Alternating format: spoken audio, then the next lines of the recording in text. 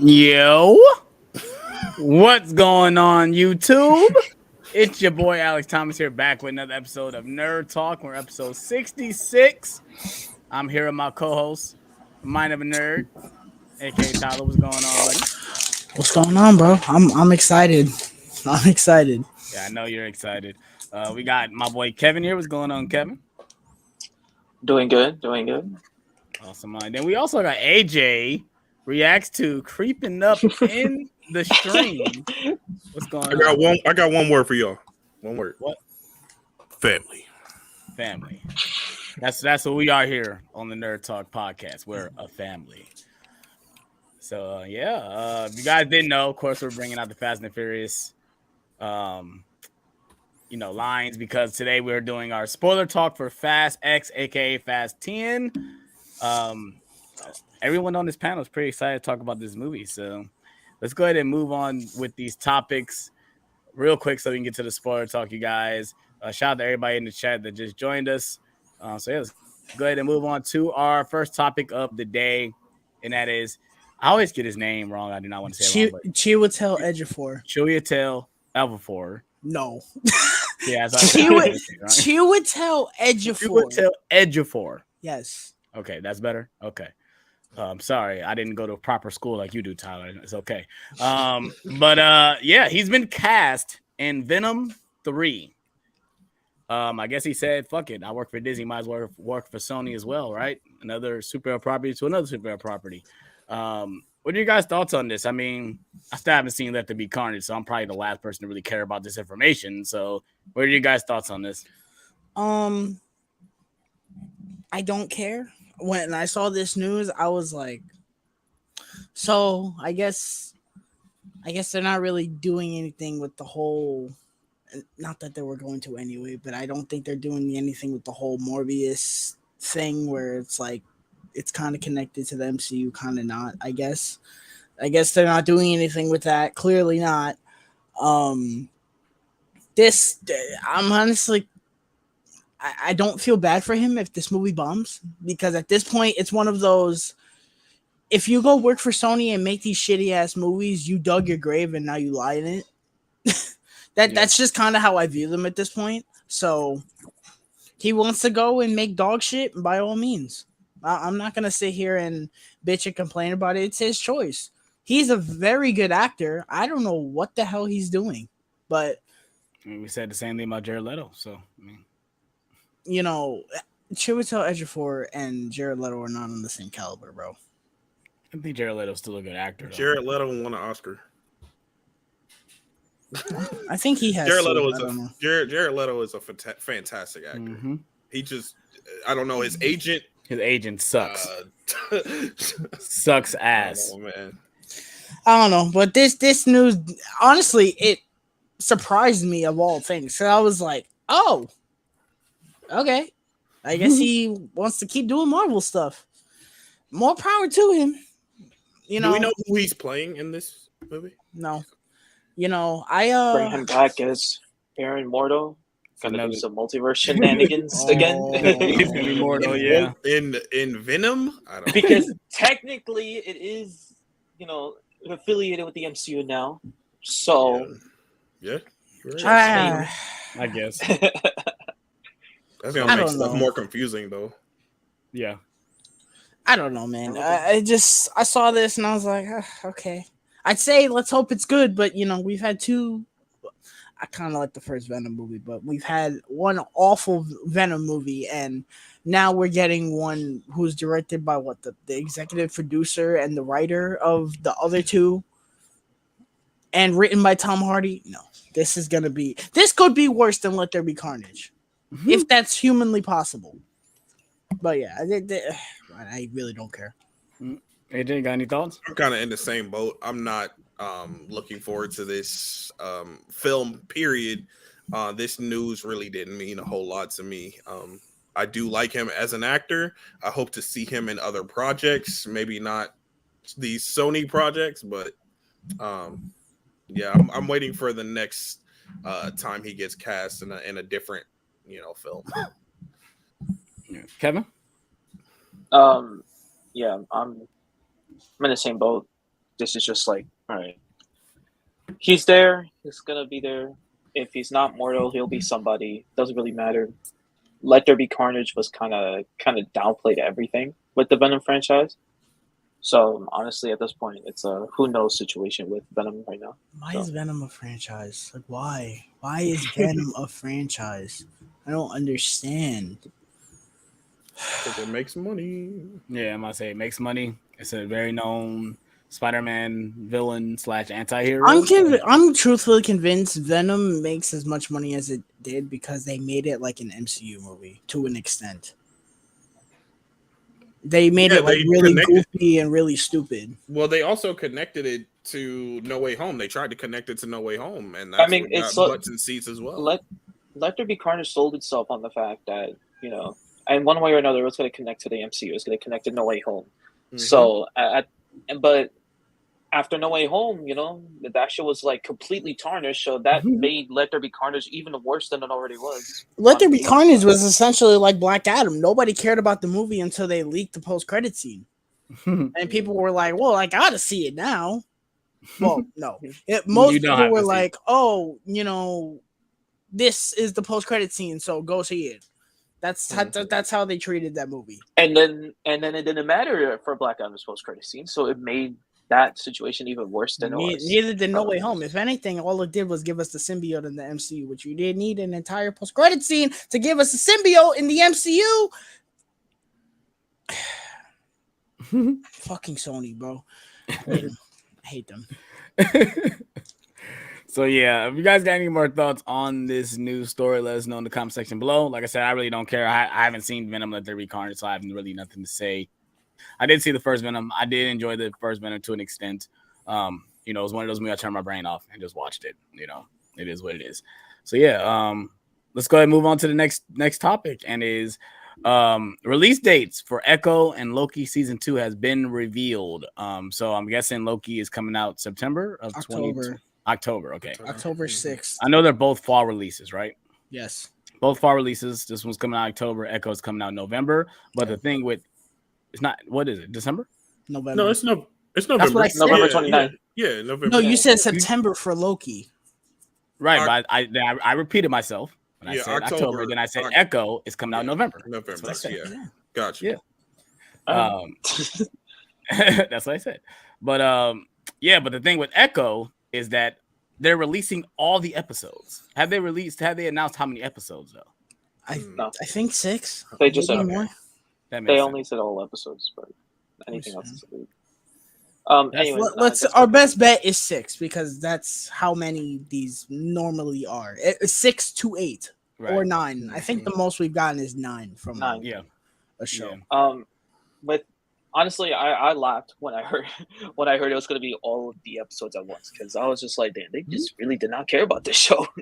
The show is a stepping stone show. That's what it is. Honestly, it's going to be the same.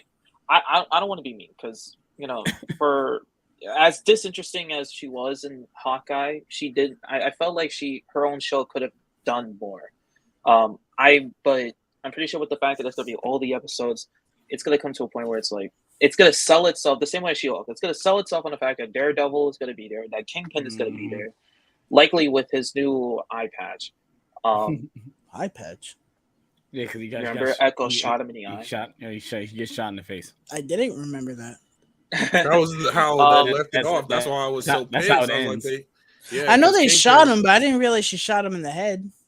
Mm-hmm. Yeah. I mean, yeah, she did. Mm-hmm. That's how it happens. But regardless, I think that's how that show's gonna dwindle down to. It's just gonna sell itself on the fact that we're gonna get some more Daredevil and Kingpin scenes. Whether they're together or whether they're separate, that's gonna happen, and it's gonna lead itself into Daredevil Born Again. So, you know, it's gonna happen, which sucks in my opinion, because I thought they would care just a little bit about that show, but I guess they don't.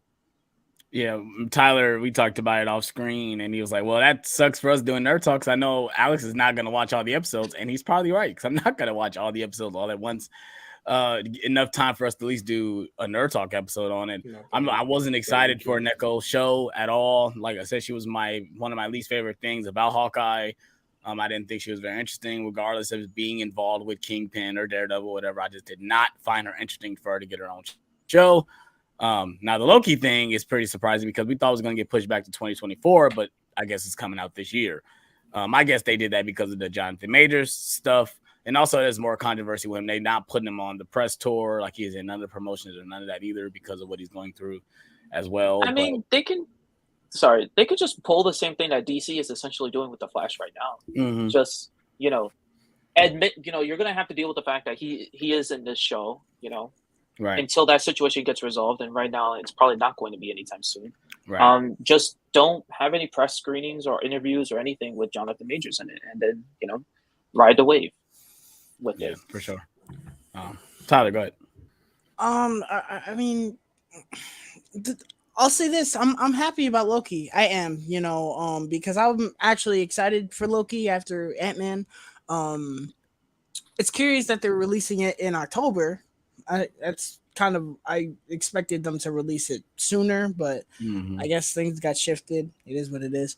But yeah, I'm happy. I'm kind of mad that they're releasing it in October though, because that's gonna kind of interfere with my Halloween stuff. But it's whatever. It's curious. This premieres on a Friday. We've been mostly getting them on Wednesdays. So somebody said, "Oh, they might just premiere the first episode on a Friday and then we go back to Wednesdays." I think that's retarded. I think just do it one day. Who cares? Yeah. But yeah, I'm happy about Loki coming out this year because I actually want to see it. Echo, I have not cared about since the tease of her project. I have not cared about the details of it. I don't like that this is essentially Book of Boba Fett, where it's another story in disguise. I don't like that.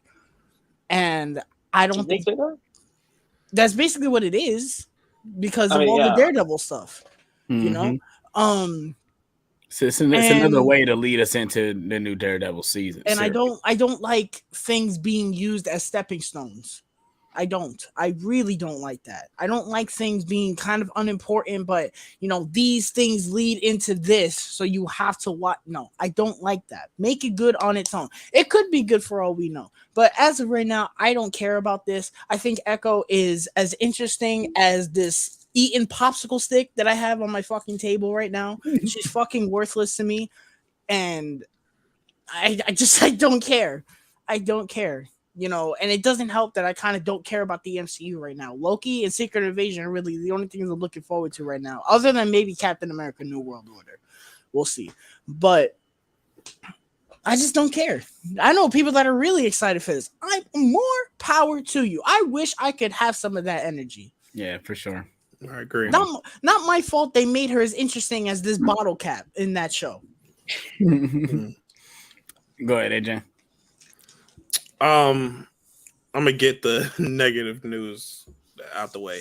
The Echo stuff, I'm with you guys. I don't really care about Echo much at all. I think this probably, if this is a stepping stone to other projects, I think it would have been best if it was a special, not an entire series. We don't need an entire like series. Werewolf by Night. Yes, so I'm honestly okay with these specials. It gives us enough time with some of these characters and not too much. Like the Guardian special, the holiday special is a stepping stone project, but it's short and sweet and to the point. Yes, and it's not like a full 6 episodes. Like, we don't need a full 6 episodes about going to get Kevin Bacon. Like, so that's what this probably should have been. I don't know a lot of details about what this is, but I'm not that interested. I'll probably watch it when it comes out, whatever, but I'm not. It actually kind of excites me that it's bingeable, because unlike She-Hulk, which was the longest 9 weeks of my fucking life, this, if it's as dull and blah as I think it's going to be, it'll be over in 9 hours versus 9 weeks of my life that I will never get back. Yeah. It's true. But Loki, as far as Loki is concerned, I am excited for that. I am glad that it's this year, not next year, like you guys are. And the whole Jonathan Major stuff, I don't know what they're doing with that. I don't know. I'm kind of nervous. I'm kind of losing interest in some of the MCU projects that are coming up because I'm like, what is going on? Like, where are we going with this? Is Majors going to be Kang? Are we getting a recast for Kang? Like, let us know something. Like, I think know that it's hard to with this situation to give us everything, but like update us on some things. Yeah. At least for tell us that me, that it's going on. Sorry, Kevin. Go ahead. yeah, it's okay. Sorry. For me, I think that because I don't think for Kang specifically, he's not going to be in a big role until Kang Dynasty, Kang Dynasty, essentially, yeah. as far as we know. Yeah. Unless they just make a season 3 for Loki. Kang should just be. They have enough time to figure it out, to figure out what the next steps are. But I think as we get closer to Kang Dynasty, supposing to be filmed, they have to make a decision at that point. Even if this whole thing drags on, which it probably will, with all the courts and however many women came out with allegations. But I for me, my deadline would probably be early 2024. I think by then, if it's not resolved in any capacity, then just drop him, hire a new actor. Do not do what 90% of Twitter has been yelling, which is just make High Evolutionary Kang. That's a stupid idea. But I think by early 2024, if you don't come to a decision about Jonathan Majors, just drop him. If he's innocent, could have been earlier. That's all you have to say to that. But if he's not, then you just made the decision smooth and quickly and move forward. But to AJ's point with Kang's future in the MCU, regardless of Jonathan Majors, I said this off camera. I was like, they should make him more of an ominous figure like Thanos was. Mm-hmm. Yeah, There's if there's no hero we can center around, we might as well center around Kang. Have him like stalk around other MCU projects. Have him influence other MCU projects in some capacity, even if it's like an ominous figure. Just make us know that there's someone we're revolving around. Because in Infinity War, even without Thanos, we know that story revolved around Captain America and Iron Man. We need someone to revolve around, and I think that's the way they should go about it. And until Jonathan Majors' situation is done, probably just like have him be ominous, like I don't know, some fucking hoodie, or just something that's pretty like a silhouette. Put him in the shadow. Just make it well known that it's different though because we already had him as a villain in Ant-Man and the Wasp, so we know what he's kind of capable of. We know his demeanor, like we know a lot about him. So like putting him back in the shadows is kind of like it feels like we're taking a step back. Yeah. So I don't know what they would do with that situation, but I don't know. Honestly, man. I didn't agree with him on it. Yeah, honestly, like just thinking over the film, I don't agree with him being the main villain at all. Rewatching the film, I felt the same way. Me and Tyler rewatched the film the other day, and I was like, he should not have been the main villain for this movie. I think, because I think it would have been better for him. Like if he's gonna be there, that's fine, but don't make him the main guy. Rewrite. You should have made Bodog into a character that can be more interesting and more upfront as the main villain, but know that he's being controlled or influenced by Kang. Yeah, and he's in the background or he's ominous. That's kind of like going back to the first villain, kind of like how Loki is, because Loki is the main villain of that movie, but he was influenced by Thanos. Thanos sent him to New York to do all the stuff he did. And I felt like that was retcon, but still, what was retcon? I felt like they kind of just said that, like once Thanos came on the scene, like oh, he was influenced by Thanos. Like, okay, I don't believe that's retcon, because in the movie themselves they say that he failed to Thanos. The little minion is like, oh, he failed. No, but even earlier in the movie where one of the minions was talking to him, and I think they had mentioned Thanos like ominously, and been like, he gave you that scepter, do something with it. But that's what Kang should have been.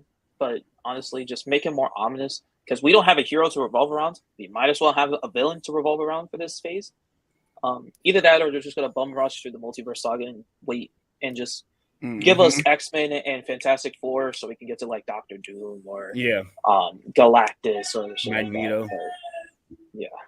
I'm ready to see Magneto. Magneto. But yeah, you guys got any more thoughts on this topic? No. All right, let's go ahead and move on to the next one, and it is a teaser trailer for Five Nights at Freddy's. Have you guys ever played this game before? Yes.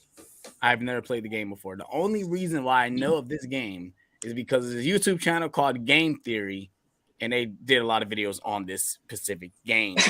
And it's pretty hilarious. They talked about the main guy, you know, that's being chased by these mannequins or whatever, but or animatronics. And I saw the teaser when I went to see Fast 10, and I thought it was all right. It looks interesting. With this type of idea, I'm surprised it hasn't been made already. Like, and I They've think been trying for a really long time. I know they try to compare like Willy's Wonderland. It's kind of like this, right? Like Willy's and the Wonderland banana is like splits too. Yeah, so it's surprising that this specific thing this title, this IP has not been made into a movie. Yeah. Because it's pretty interesting. I mean, we all been to Chuck E. Cheese and we see the way the animatrons look, and they look creepy as hell when they just standing there and they're not moving. They do look creepy. But I thought the teaser looked all right. It was only like 45 seconds, so it's not really much to go on. Long. But yeah, I liked it. We got Josh Hutcherson. We saw Josh Hutcherson. Yeah, he's gonna be the guy. The guy. He's gonna be security guard guy. Mm-hmm. First of all, I appreciate that this is a 45-second teaser. Please bring those back. I love them. I really do. A proper 45-second teaser for a movie can be amazing. I'm not saying this was, but a perfect example of a good teaser for a movie. I've gone on record saying I think this movie is going to be atrocious. As soon as they said Blumhouse had it, I said, nope, nope, garbage. I will say that this movie doesn't look bad. It looks okay.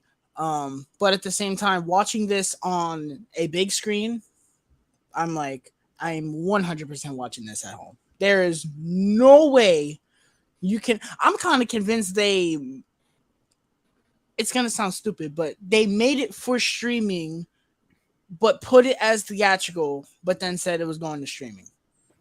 So it's getting a simultaneous release? Yeah. Okay. That's what it looks like. It looks like it was made for streaming. That's really what it looks like. Well, it's going to be on Peacock? Yeah. Okay. That looks like the perfect place to watch this movie. It doesn't look like Hellraiser where they shot it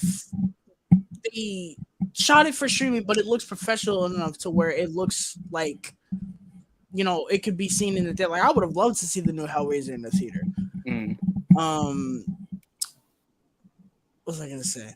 It doesn't look bad. The animatronics look really good. I like that they went practical. Well, as of right now, because we haven't seen everything from this movie. But the animatronics. The trailer was dark as well. It was. I've seen people bitching about, why did the animatronics have red eyes? They never had red eyes before. Who cares? Yeah, they didn't. No. I don't care. They were more like white dots. I personally don't care. I think that they look creepy with the red eyes. I don't know. There were a couple of shots that kind of creeped me out. I was like, okay. I'm intrigued, but I'm 1000% not seeing this in the theater, especially since I think this comes out the same day as Saw X or Saw 10X, whatever.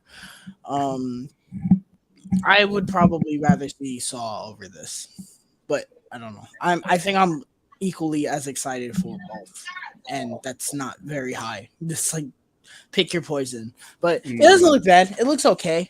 It looks better than a movie based off Five Nights at Freddy's would have looked to me. Right. I agree. AJ? Yeah, I agree. Like I might actually see this in the theater, but the teaser wasn't terrible. I was thinking I wasn't really like it wasn't on my radar. This game, this Mm-hmm. I think I was a little bit older when this game was popular, so I Mm-hmm. wasn't really into it. But Wasn't you it know mostly the PC though? It was mostly a it's PC game, PC, right? yeah, Yeah. it's Mobile. PC, It was right? mobile. Oh, No, it mobile. was both. Oh, it People was played both. it on Both PC, PC. but you can get it on mobile too. Oh, okay. Because I know that kids were playing it at school. Like they found like a way to bypass it Yeah, on the on the desktop. computer. Yeah. Yeah, I think I I don't did. know. I had only played it on my phone. Yeah. Okay. Mm-hmm. Okay. Yeah, but I mean, it wasn't really on my radar. I saw the teaser. I was like, okay, this is not too bad. It does kind of look straight to streaming, but I don't know. I might check this out in the theater. Who I'm probably knows? gonna do the same thing. I'm probably gonna watch it on streaming. I'm probably gonna Yeah. watch it on stream. Yeah, as Add soon it as to the they, Halloween month. Like, yeah, as Mhm. soon as they announced that it was straight to streaming, I was like, oh, thank God, bro. I mean, I got stubs, so it doesn't really matter to me. Nah, bro. Even with that, that's a whole day, bro. We will come. It's We will not a come whole. to October. We better do a double feature for something. No. And Five Nights at Friday. Freddy's. I really hope That they happened. do what they did with Halloween Ends. I think they dropped Halloween Ends at like 7 o'clock the night it came out. I really hope they do that with this movie because that would be perfect. You know, watch it early, get a review out early. Mm-hmm. Then I'm not gonna worry about it ever again unless it's good. But I don't know. I'm going to watch it in my home, but I am going to watch it. Kevin. Um, yeah, I really enjoyed the games when it came out. I think I played like the first three, a good amount, and then the fourth one, and then whatever the fuck happened after that, I lost interest. But the trailer looks really good. Not it looks a lot of fun. We'll call it like that. I don't want to say really good. As far as the red eyes thing that Tyler was talking about, they look weird. I'm not gonna say I wasn't put off. I'm not gonna bitch about it or anything. Like I'm not. Again, this is Five Nights at Freddy's. Who cares? This movie was made like 10 years too late. So I agree with that. if this was made in like 2015, then shit, bro, there would have been outrage for me about those red eyes. But now I don't care. The red eyes look weird. I saw someone mention this, and I don't know if they're gonna change it throughout the movie or this was just the beginning. The animatronics in the trailer looked a lot more cleaner than they did in the game, which I found interesting because in the game they were all rusted. But it was like broken and shit. it was old though. I Yeah. don't think they portraying this as being like these are old animatronics, right? Yeah. And Not clear. one thing I did found weird about the trailer, and I guess this is just a way of giving backstory, but it doesn't look like it. There were a lot of shots during that little montage where it was not inside the restaurant. So I found that weird, but again, this is like, I really we'll see what they do with it. I really hope they probably don't just try give and us do like backstories. extra stupid shit. I don't need that, bro. Mm. It's Five For me, Nights I at think- Freddy's. You gotta have a Don't- story though, because Five Nights at Freddy's doesn't really have a story, right? No. It's just No. a security guard. Your going security around. guard. Yeah. Yeah. At So I night, think you gotta have a story. You probably gonna have a romance in there. Yeah. getting spooked out by You gonna animatronics. have- And there you is gonna a have kid. romance. I wonder if they gonna do the actual jump scare like they do in the game, because I've seen all the. I Jump feel like they scares. will They probably because I hope we hear that jingle again Mhm. when you get you shit face and you're just like fuck. And I know the fox is there. I hope we see the fox running at lightning speed. That'll be a lot of fun. I do hope they don't go over the top with it because They will. it's not just Blumhouse, but it also goes with horrors. I want lot them of to go st- over they the made- top. They made a lot of simple concepts, and then they started bringing some demon shit or whatever the fuck. Oh no! Yeah, Like I'm saying supernatural like stuff. over the top in a sense, like just make it just. There's no logic behind the fact that these animatronics are alive and trying to kill you. Just leave it like that. Don't try to defeat those robots, please. The point of the game is that you survive until 5 a.m. or 6 a.m. the next day. Make it like that. Survive until 6 a.m. And yeah, again, this is a simple concept for a very fun movie. and I hope they just at least keep it to that trend. So, yeah, I'm excited for that. Remember, this is supposed to be the first part in a trilogy. Apparently, It's a trilogy. Yeah, apparently, that's what I mean, they said a listen, while Yeah, ago. they definitely. Listen, gonna, the you know, for The damn sure, games were Blumhouse wants to make multiple movies for this. the games were simply just the same shit in different locations. So at best, we'll just get into a different location with these fucking things. So You know, Blumhouse, you pitch a movie. Oh man, I really like that idea. Let's do it. Only if we do 3. Yeah, Gotta do 3. for sure. Even Fast and Furious jumped on that trend. We'll talk about that later. But yeah, so let's go ahead and if you guys got any more thoughts, let us know what you guys thought about this in the comment section below. Let's go ahead and move on to our next topic. It's kind of negative. It's kind of not. We got the first Indiana Jones 5 reviews are mixed to negative. It's got a 43 on Rotten Tomatoes right now. 52. It went up. Okay, went back. Okay, it went up to 52. What was it on Metacritic when you checked it? 53. 53. So it's in the middle. Like half of the critics like it, half of the critics don't like it. IGN gave it a 4 out of 10. Yeah, I can't really trust IGN all like that, but yeah, I can tell you right now, Indiana Jones is like the last thing on my radar for the summer. Absolutely. It was the last thing on my radar. I'm not a huge fan of this franchise. I like the movies, but I just don't love the movies. When I think of Harrison Ford, I think of Han Solo before I think of Indiana Jones. I can tell you that right now. Regardless that he's not being the main star, I think of Han Solo. I don't think of Indiana Jones. So for this news to come out that most people aren't really enjoying this movie, I wasn't surprised. It just makes me a little upset because who's directing the movie? We got James Mangold making this movie. We got Harrison Ford returning back as his character. The hype was real for certain people, and now it's coming out saying as maybe not. It might not be as good as we hoped. But I want to know your guys' thought. Like I said, for me, I wasn't really going to see this movie. I was going to definitely forget it and wait for it to come out physically or digitally to watch it. I wasn't going to go to the theater to see it. So let me know what your guys' thought on this news. It's looking like Kingdom of the Crystal Skull is about to be the underdog, huh? Listen, to piggyback off what you said, Alex, you had said, I'm surprised that, or you weren't surprised that people weren't liking it. I was, and I'm not saying it because I'm not excited for this. I full-heartedly expected me to watch this, say it was mid, and then everyone else around would be like, what are you talking about? That was my Indiana Jones. I'll die on this hill. Fuck you, you fucking weirdo. You don't know anything about Indiana Jones. You go play with your Star Wars toys. Leave my Indiana Jones alone. I didn't expect this. I opened Twitter the other day and saw this and said, oh, fuck. That's what I said. I said, what? When I saw that IGN review, I said, oh. This is surprising to me. It is. I didn't expect first reviews out of Indiana Jones to be, oh, it was mid. It was okay. I think I saw maybe one person say, oh yeah, James Mangold killed it. I don't know. From what I'm hearing, it's about what I expected from the trailer. Now, I didn't expect it to be bad. I expected it to be okay. But people are saying, yeah, no, this was a waste of time. I'm like, wow. I don't know. Maybe that nostalgia train don't run as far as Disney thinks it would. It worked with Star Wars for 2 years. Yeah, but Star Wars is a different beast than Indiana Jones, though. Like, it is.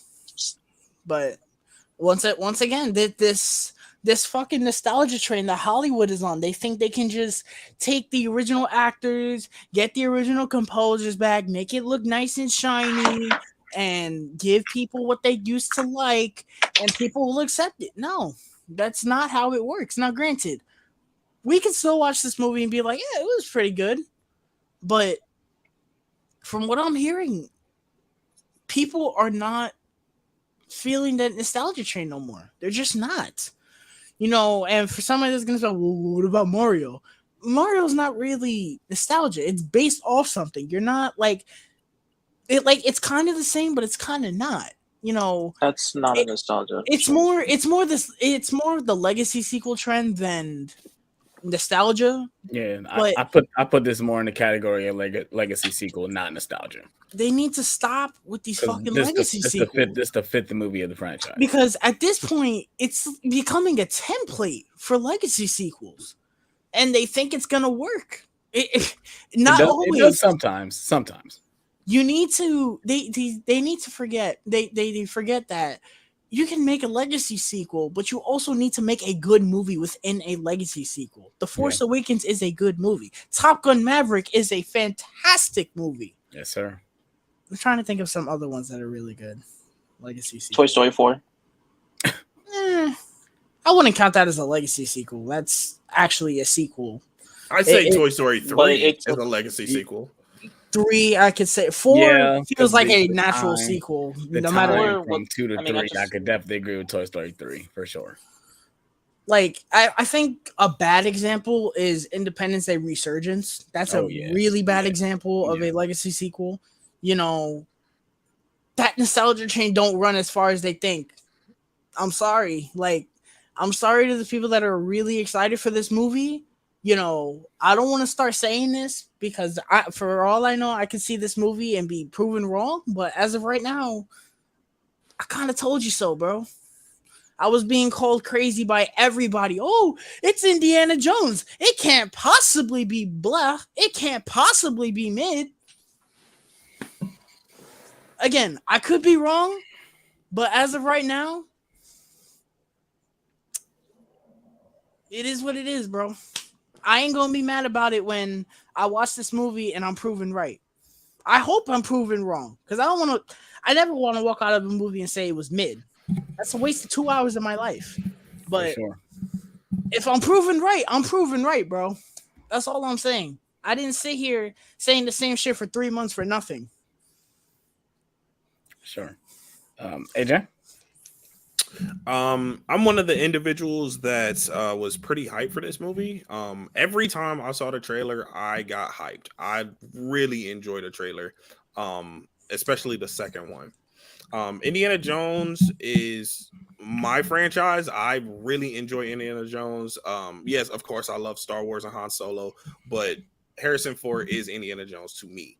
So that hearing this news really frustrated me, really upset me.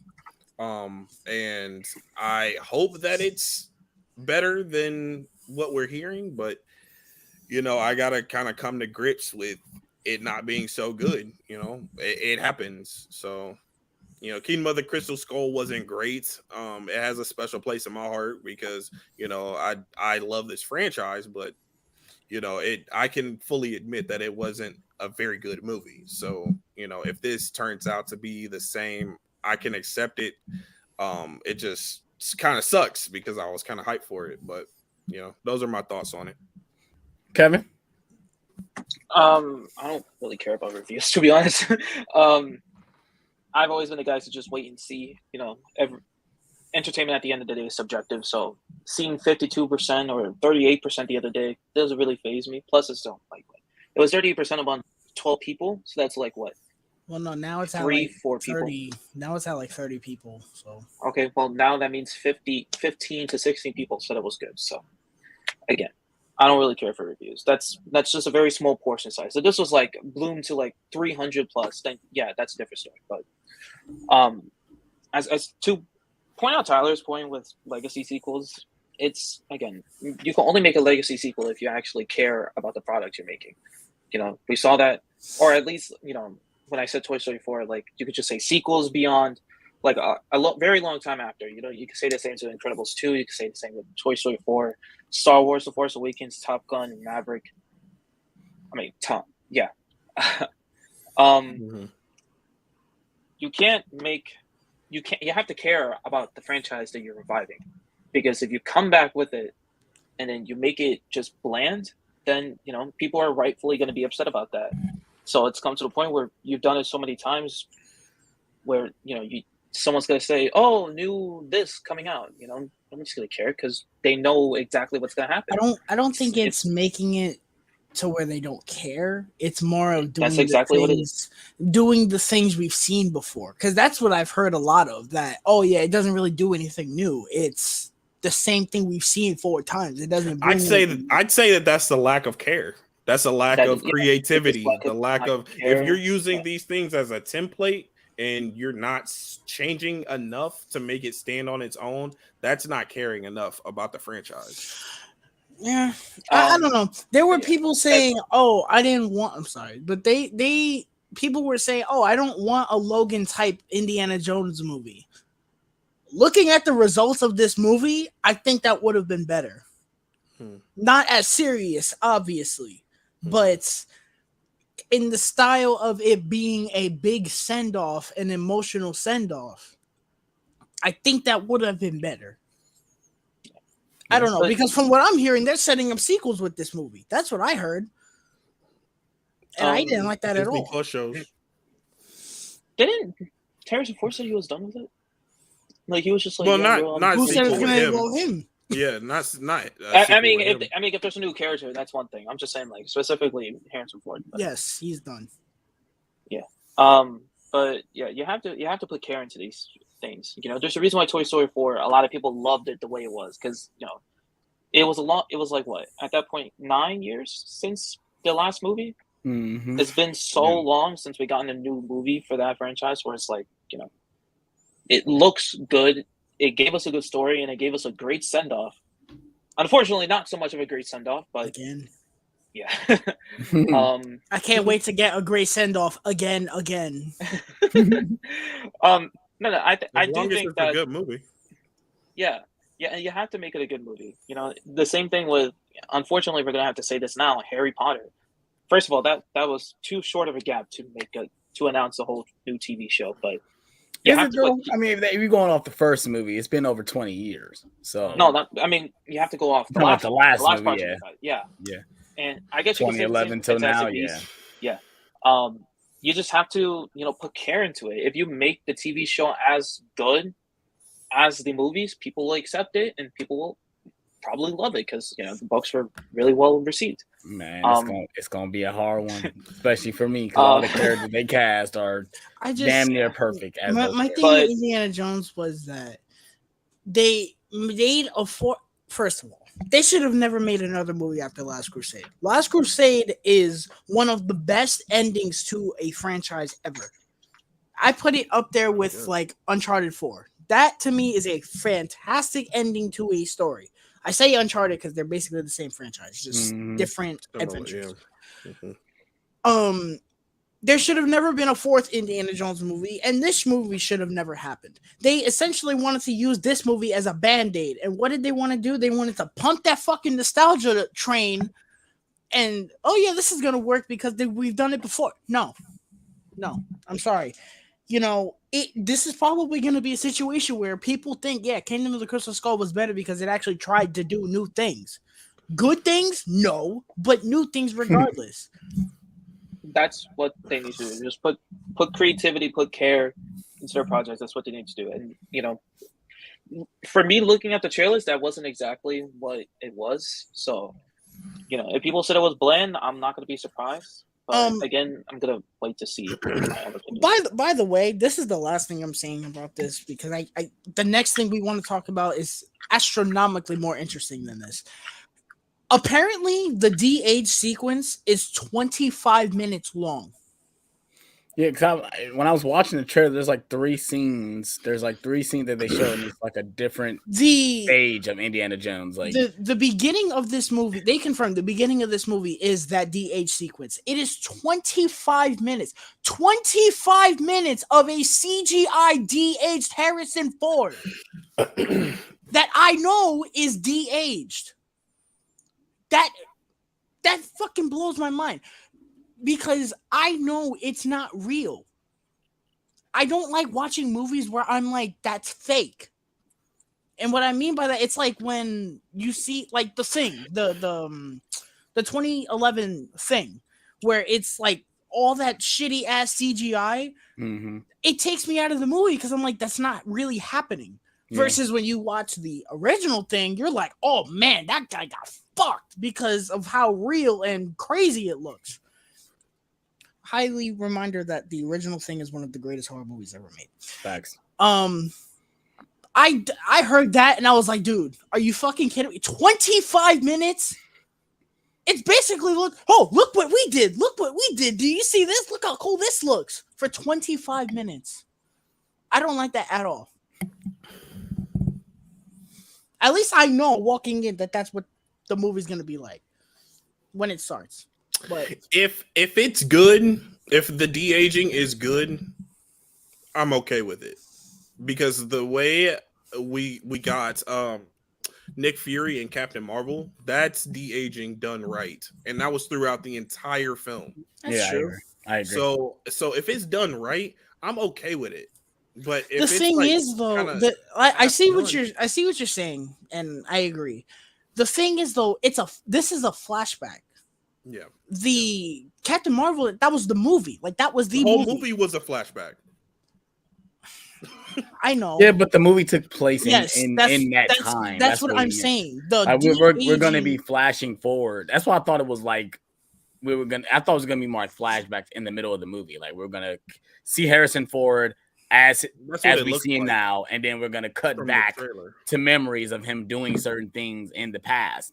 I didn't think it was gonna be, we're gonna see it first, then we're gonna catch up to him now, because it just, like I said, even when watching the trailer, I thought the trailer was okay, but it just kind of confused me. I'm like, why are we getting 3 different Harrison Fords in this movie? Like, it got like 3 different Harrison Fords in it. It was kind of throwing me off. But yeah. The point I was trying to make is like yes, the whole movie is a flashback, but the movie in its present time, if you will, that's when it's taking place. So that's fine. It's not a prologue. 25 minutes of a prologue to then catch up with I don't know. Something about that just really rubs me the wrong way. Like, I don't think a flashback should be 25 fucking minutes. I think that's ridiculous. But I don't know. Something about hearing that, I was just like, what? Like that's stupid. But yeah, I don't want to talk about this anymore. I want to talk about the next thing astronomically more. yes, sir.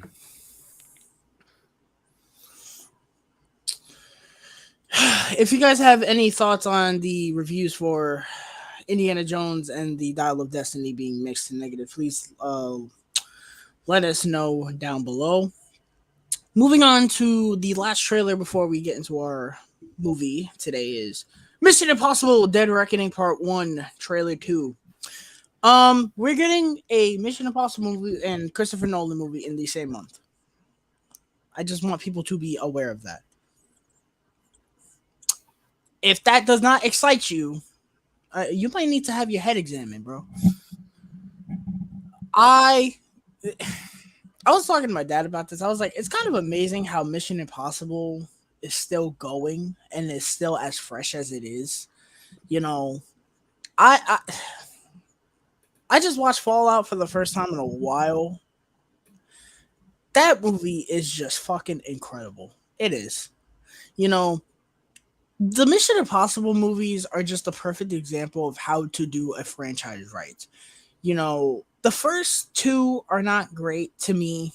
I know a lot of people love the first one, but if there's one thing it did right, the first movie is better than the second movie. But if there's one thing they did right, it was get better as they went along. I that's what a franchise should be. And so I really appreciate that about Mission Impossible.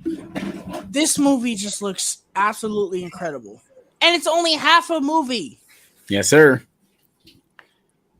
I thought this trailer was great. Not as good as the first trailer, but I agree. that's kind of a trend with the Mission Impossible movies. The Fallout was the same way. I love the teaser for Fallout. The second trailer was but I was thinking about day one. I was thinking about the Ghost Protocol, the first trailer, when they, like I talked about in my review, where you hear Eminem's "Won't Back Down" playing in that trailer, and just you get so hyped watching it. I really like this trailer. I think this movie looks fantastic. I'm so excited for it. But I do agree with you, Tyler. I think the first trailer just hit on another level than this trailer. This was more of a story trailer. That's why. But that first trailer was just, let's get it. Let's get into this, back into this world. But yeah, I really enjoyed the trailer. I do got a trailer reaction on my channel. If you guys haven't checked it out, go check it out. But yeah, I really enjoyed the trailer. Go ahead. As far as this trailer is concerned, I did not watch it. I didn't watch the first one either. I'm planning on going to this film blind. And this will be the first time I've done this for the Mission Impossible movies in a very long time, since probably 3. So I'm excited to see everything for the first time on screen. I'm excited to do that. The thing with that is that even the trailers aren't telling us what the movie's about. Like I watched that second trailer and I don't know what the MacGuffin is, like who's really the true villain of this movie, and what is. Well, no, I think we know the villain at this point. Well, it's that dude that he's fighting on the train. Yeah, but like we still don't know Ethan Hunt's like real purpose in his mission. We don't really know what it is yet, and which I do love about so far the marketing of this movie. We don't know, and I've seen both trailers. I've watched the first trailer over and over and over and over again, and I still don't know what this movie's about. I just love seeing the cool action sequences, of course. But you're on a different boat. You're going to see everything fresh. You haven't seen the crazy stunt that he does, in the trailers or whatever. But which is cool. I mean, and I'm excited for that. I don't really do that for a lot of movies, so doing it for this movie is going to be special. I feel like it's going to make it special. But I love this franchise. I feel like these movies get better and better. Even though I love 3 is my favorite, but that's like, it's all of them are good except 2. So, but yeah, I'm excited for this film. And I'm glad to hear that y'all enjoyed the second trailer. I'll say this. AJ, you're aware of the motorcycle stunt, right? You had to have seen it somewhere. I've heard it, and then you sent a video. Yeah, they did like a behind the scenes. Somebody was reacting to it. They did a behind the scenes of it, like they were going over the building of it, and Tom Cruise doing. He did it like 70 sometimes. He did. He kept doing the stunt over and over again. The getup that the outfit that he's wearing in that scene is the same outfit in another action sequence involving a train. I swear to Jesus, if this man did a motorcycle jump off a cliff and parachutes onto a train, I'm going to lose my fucking mind. That's most likely what's going to happen. That's how. I swear to God, if this man did a motorcycle jump off a mountain and parachuted onto a moving mobile train, I will give up. I will be like, bro, what can't you do, bro? I want what you are made of. You need to go to outer space. I want what you are made of and put it into my body. How did Fast and Furious beat the Mission Impossible franchise to go to outer space, bro? How did that happen, dude? Because Tom Cruise has brain cells and he knows that's fucking retarded. It would make sense for Mission Impossible for Fast and Furious. I don't want that. They got to take out a satellite. I don't want that. They've had to take out satellites before without going to space. Stop it. Space satellite. You got to fly an aircraft. That's the last thing he has to do. He has to fly a spaceship. That's what he has to do. Didn't he say he wanted to do that? Yeah. He said he wants to learn. He wants to learn how to fly a rocket. Probably in Dead Reckoning Part 3. Part 3. Go ahead, Kevin. Did you watch the trailer, Kevin? Yeah, like before we started. So I felt the exact same way. As someone who has only watched one Mission Impossible movie, I was watching the trailer with like the same level of excitement as like John Wick, all these like great action movies. Whereas like, the story is really good, but the bulk of it is the action. And when I saw Mission Impossible, it was a lot of fun. The action looks great. The story looks really good too, from what we got. But I do think that this movie is gonna be really good when it comes out. Yeah, for sure. Yeah, you need to get on that, Kevin, because I just watched Fallout, and oh my God, bro, just watching Tom Cruise run is so fucking awesome. Run, Like, run. I run. That's all I keep saying every time, bro. Like the trailer starts with him. You see him running. Yes, through the alley. it literally He's starts with- running again. Like, oh, he's running. There he goes. Yeah, Even in Top Gun Maverick, when this man crashed a plane and had his He started pilot to gear, he's booking it hauling ass. He's a runner. in the snow. He's Not a sure. runner. You know how difficult that is to run in the snow. It's very difficult. But yeah, if you guys have seen the trailer, let me know what you guys thought about it in the comment section below. Of course, you guys already know when the movie comes out. We'll definitely be doing a spoiler talk. Don't know about a watch along yet. Probably not. It's 6 movies in, so to figure out which movie you want to watch, it's about to be 7. Yeah, so my guess if we do one, it'll probably either be. No, I would want to do. I mean, not 2, 3. I was about to say. I'm about You to do say 2. 2. Watch along. I mean, I don't know if I wanna Three, watch 2. 3 or Ghost Protocol, because those are the shorter of the good ones. Yeah, because yeah. So Rogue Nation yeah, is long. it's A about little. it's like 2 hours and like 20-some minutes. It's up there. Yeah, it's up yeah. there. But we just I watched look- Fast 9, which was 2 hours and 20 minutes. Bro. I lose track of time when I watch those movies, bro. I do. Yeah, for sure. So yeah, let us know in the comment section below what you guys thought about the Mission Impossible Dead Reckoning Part 1 trailer 2. Let's go ahead and move on to our main topic of the day. Of course, you guys already know what it is. You guys read the title. Fast X spoiler talk. I'm gonna let you guys know right now. We are talking full spoilers. So if you guys have not seen Fast 10, Fast X, get out. Hit the like button though. Put it on watch later. However you guys save your videos. Watch the movie, then come back to hear our spoiler thoughts. If you gotta leave, we get it. We know we normally do these on Tuesdays. It's Saturdays. People got things to do, but you know when you got people that see these things Thursday night. Yeah, people are already still going to see it this weekend. So yes, but it'll be up for you guys when you guys see it. You guys can come and watch it. So, how do you guys want to do it? You guys want to go beat by beat? You guys want to, how you guys want to do this? Guess we could jump around. It doesn't really matter. It I feel really like doesn't. there's a lot to talk about with this. Yeah. movie.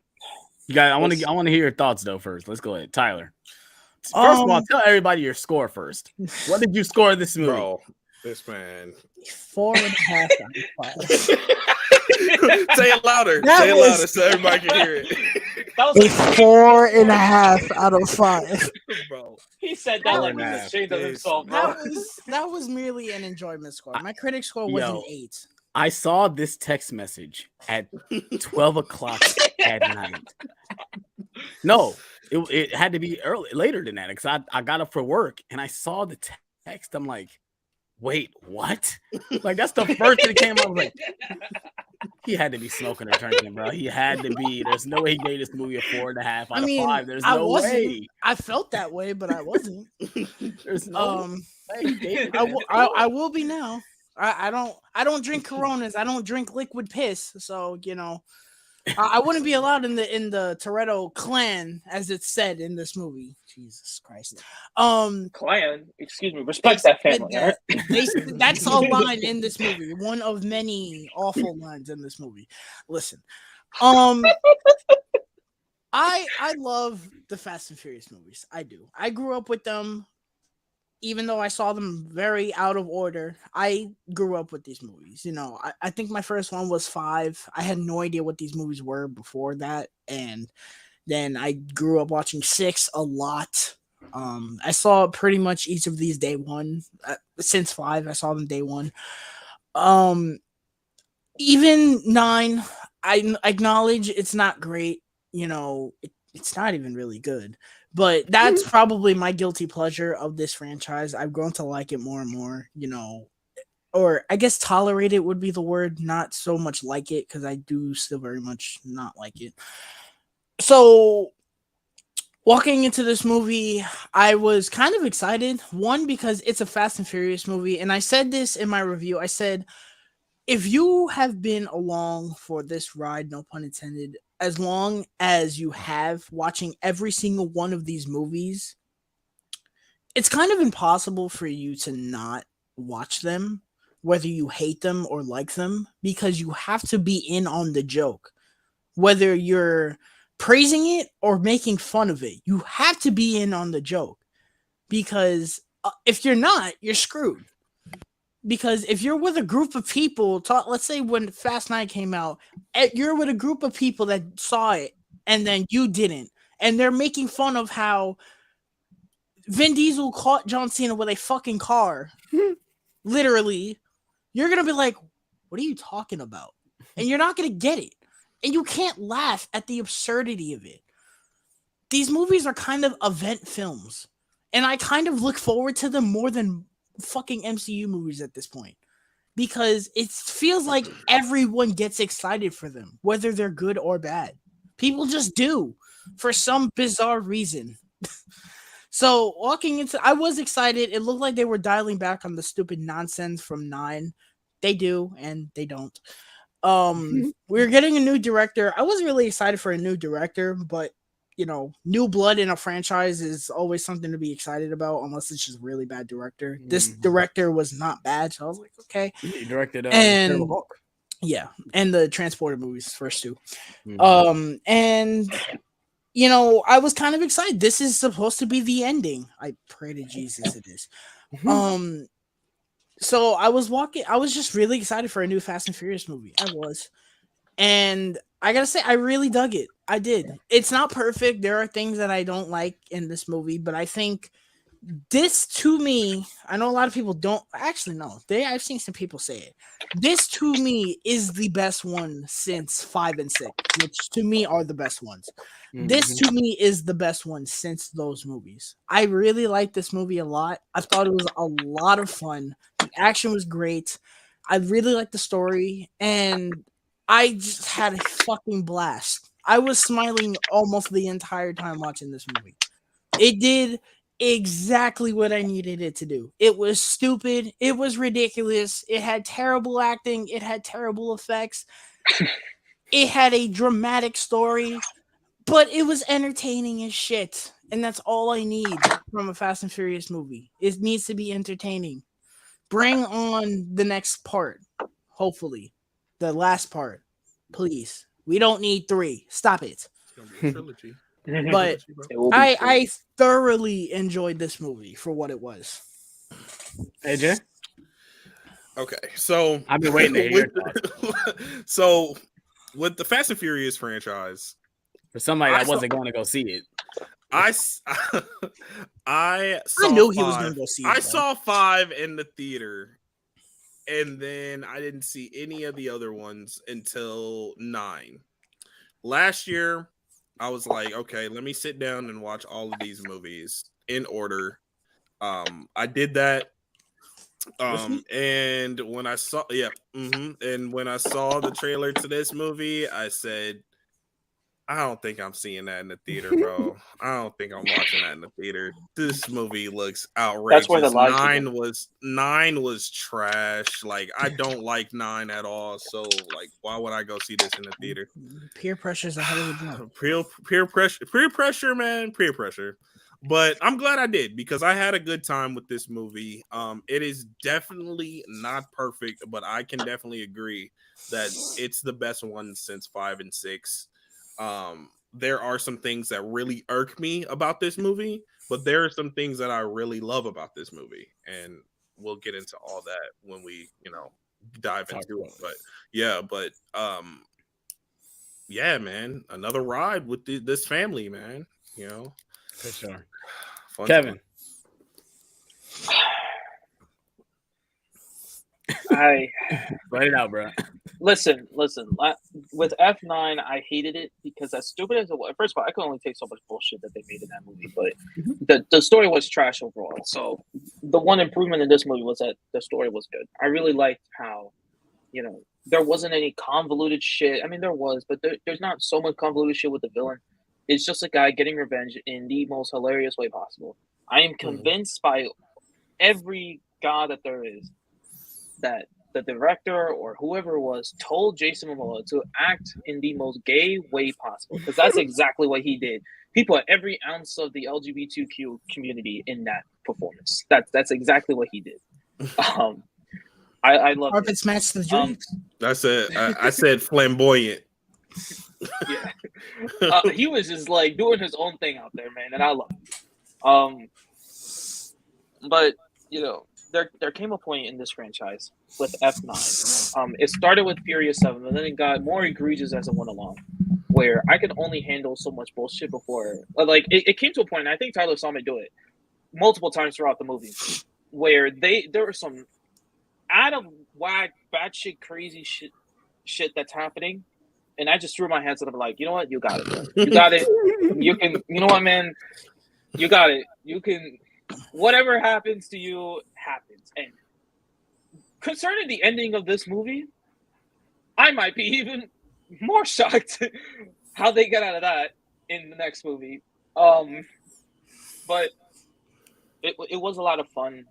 There was a lot of enjoyment with it, and I think because of that, it made for a really good movie in the end. So I'm not upset by anything. This was a really good movie.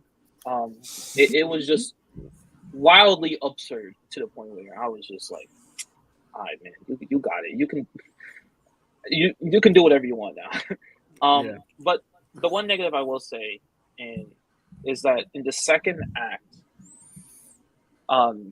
towards the end of the second act, there came a point where I was just completely bored out of my mind. And it didn't help that I was running off like 3 hours, 4 hours of sleep the night before. So because of how bored I was, I nearly knocked out in the movie. And if I was more awake, I would have stayed awake. But that doesn't change the fact that last 20 minutes before the final act was just so boring beyond belief. But I really like that everyone in this movie had a lot of things to do, a lot of things to accomplish. And it really set up that it's just like, we're getting the band back together. We gotta fight this guy, because this guy, he's a fucking menace everywhere. So I'm excited for the continuation, either in the finale or the second parts of the finale. But I'm excited for it. Yeah. You guys ready to get into some spoilers? What you guys want to talk about first? Before we talk about spoilers, first of all, I want to commend the director of this movie, Louis Lederer. I could be saying his name wrong. My apologies. He came onto this project very late. I think they had shot for about like 2 days, and then Justin Lin said, and he came on. I just want to commend him because I assuming that was not easy. You essentially had to read the script super speed and shoot the movie. I think he did a great job. I think he did a very good job. The movie's very well directed. It's well directed. It is. And commendable job. Because we've seen things like this where it was disastrous. This thankfully was not disastrous. I don't know nothing about that. I don't know. James Gunn originally wrote the movie to be like more of a comedy show, but the new director came in and made it more serious. What movie? The Belko Experiment. Apparently. Oh. I've seen the movie, but I didn't know it had drama like that. Who cares? But yeah, good job, Mr. Director, and I think he's doing the next one too. So, spoilers. The beginning of this movie, I want to say that I like the fact that they got back Reyes. That was pretty cool. Seeing new scenes with Reyes was kind of cool.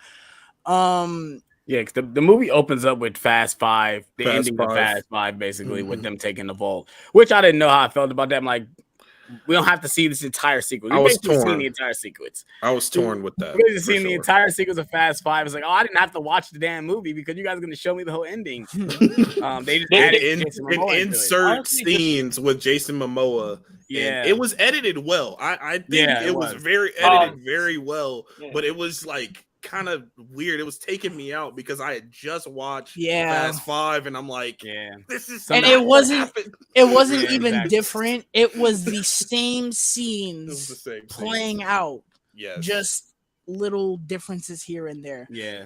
And I was fine with it. What I was not fine with was the hilariously awful green screen and CGI when Jason Momoa gets knocked out the car. and falls in the water. That Bro, was that we were in tears, bro. People clapped when the title card came on. I don't know if that was He opened his ironic eyes. or not.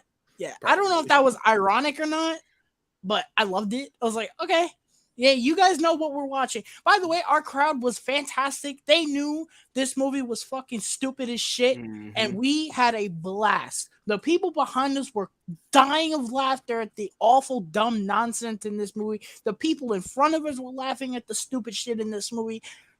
I loved it. I did not expect the way Jason Momoa came into play, being that he takes out Cypher. I Yeah. guess I didn't put that together. So we get the sequel. Bro. We opens up with Dom. It's so weird because when they show Dom's car drifting, right? And it's his son in the driver's seat. I said, get the fuck out of here. But then I was like, no, let me not question anything. This is Fast and the Furious. This I was is about to say, like I don't can't question that, that his son will be able to drift at 10 years old. Yes, he would be able to drift at 10 years old. He's been dealing with Dominic Toretto 10 is years son. old. 10 years old. He was drifting since he came out the womb. Are you kidding me? That's what I'm saying. Right. He came out the womb with a fucking Charger and a Corona in his hand, bro. Right. Brian and Toretto been trying to push the different type of cars on this whole time. So I can't. Well, no, that was Brian's son. But yeah, I wasn't surprised when I seen that. But then we get back to the crib and there's a knock on the door, and it's Cypher at the door. I'm like, wait, what? Like, what? That's random. Like, that's Cypher as hell. That she shows up at his doorstep. Then we get the flashback of Jason Momoa basically just ran. Well, he didn't even. He took out one guy, and it was two. Kidnap. Oh, you talking? Oh yeah. Yeah, he had two. He dragged two in, in there, coming in there, and then they had him at gunpoint. It's funny because he's not the way he is in this role, in this part right here. He's not as hilarious as he is later. Like, he's more stern and stuff. When he takes out the guy, then he's like, "Oh, I got all your guys' family." That was wild. I was like, yo. And then, like, hey, yo, what was the name? He was like, "Hey, yo, you got a kid, right?"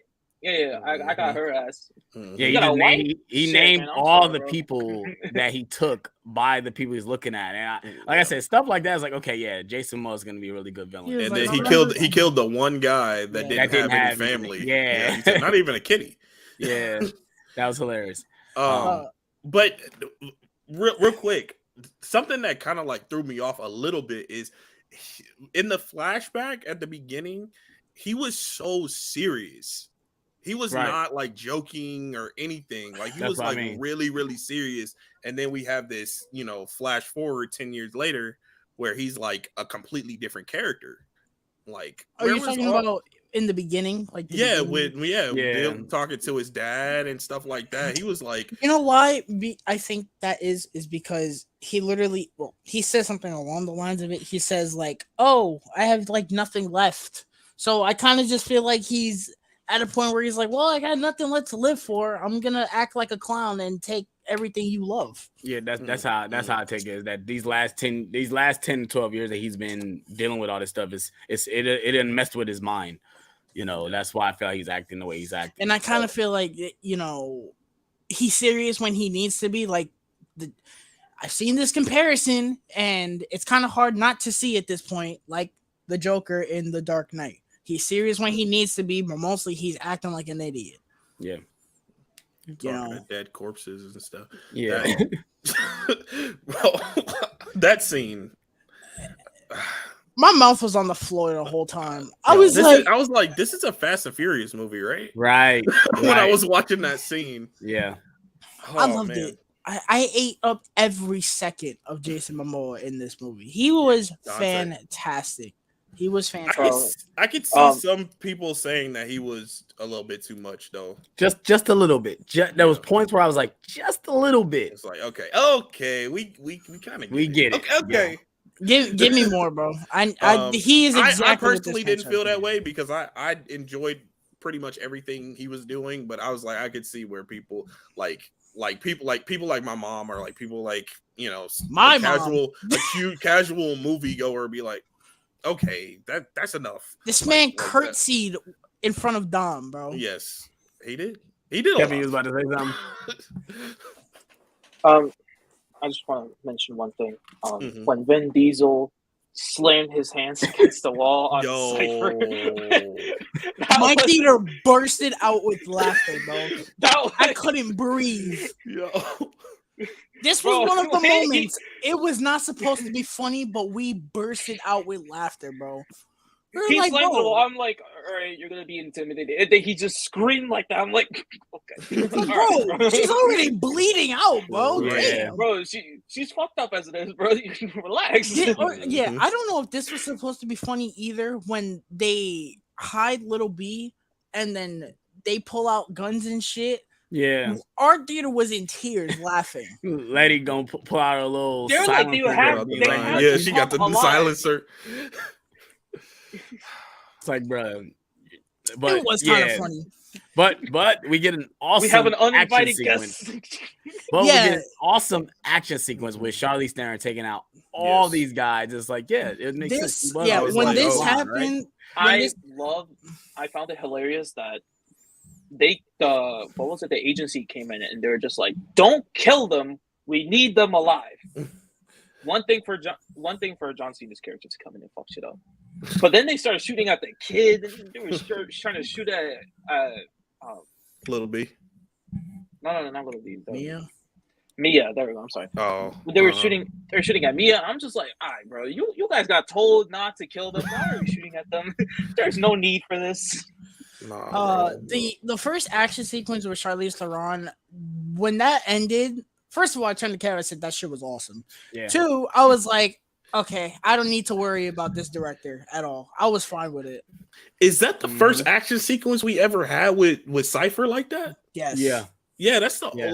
and I was like, this is kind of reminding me of the old guard. It's cool. Yeah, I think Cypher's. She started out the best she's been in this franchise, but by the end, I was kind of like, whatever. I 100% agree. The way 100%. she's granted, we have another part, so we could see that part and be like, But yes, this is the best she's been in both these movies. as far as this movie is concerned, though, as far as this particular movie is concerned, I was watching this, I was like, I think AJ's finally going to admit he likes Cypher, bro. I came out of it. I didn't like Cypher. You thought Charlize Theron didn't really bring much. No, I'm just saying, that I didn't character didn't really bring much, but I agree with that. She hasn't brought anything at all to the franchise, but this is the movie where I'm like, I'm actually coming around to Cypher in this movie. I'm cool. I've always been cool with Cypher. I just feel like they haven't given her much. I don't know. Yeah. I loved her in 8. 9, yes, they gave her nothing. 8, I like her in 8 a lot. Mm-hmm. But yeah, this action sequence was awesome. And then I guess we didn't talk about the first opening with the family. Yeah, the family. I thought that scene was fantastic. Talking about the cookout. Oh, right, when they're sitting there, I was getting misty-eyed, bro. They started for the playing fans. CU. Yeah, yes, Yeah, it that was was for the fans. There is another you scene better- in this movie that is for the fans Yeah. that I will talk And about. then that I Roman know. Roman start eating during the Yeah. uh, I call bullshit on all the photos in Dom's garage, though. Bro. All the photos from every single movie. Like, how did they get It's all those the video? Those every photo is a shot from the movies. Like who come took on, the guys. picture? Who took the pictures? Who took the Who picture? took the picture of Dom and Brian sitting on that cliff with their cars? Who did that? Like, okay. Falcon Magic? Hunter, bro. She was Okay. sitting there, But- and then Is she that- ran around the Ran back. mountain. Just It's a Fast and the Furious movie, so at that point I Well, was like, yeah, I can't question it. We'll talk about her much later. I was like, wasn't that a poster for 7? Like, Yeah, right. I don't know. Essentially, the way this movie starts is they're like, "Oh, we got intel about something happening in Rome." I'm gonna be honest, I forgot a lot about this exposition. I don't care. They were like, basically, we got it. Roman got intel. Tej checked it out. We're gonna go to Rome and blah blah blah blah blah blah blah. Okay, then the stuff with Cypher happens, and Miss Little Nobody showed up to everyone's amusement. I'm sure. Said nobody ever. No pun intended. And Scott Eastwood is like, "Oh, where's the family?" They were like, "Oh, we thought they were working for you," which I liked. I was like, "Oh shit." I was like, okay. I just Yeah, wish like they that. had It's a mentioned setup. that. I wish It's a they had setup. mentioned that. Like, What do I you wish mean? they had been like, "Oh, yeah, we're going with nobody in the agency to go and do this." They never mentioned Yeah, that. they So when he Yeah. said that, it was kind of like feels like we were supposed to know that they were doing that. That way, when he says, "Oh, we thought they were with you," Mhm. we had that effect. I still had that effect. But I was just like, Well, so Felt I like think something was missing. I think we as we even watch his movies, we expect they was doing a job for the agency because that's who they've been working I with. for didn't. all his movies. When he showed up, I was like, "Oh, I thought they were just doing it to fucking do it." I don't know. So then we get this. This is the first big action sequence in Mhm. Rome. I thought this was great. This is a great Yeah. action Great sequence. It is. It's absurd, Has but oh yeah. It's Rocket Um, League, bro. yeah, He's playing Rocket League. They was playing- bouncing the ball, right? Yeah, I don't. Yes. I don't want to. I don't want to jump to the moment. This was the first. This scene had the first moment where I just fucking lost my mind in this movie.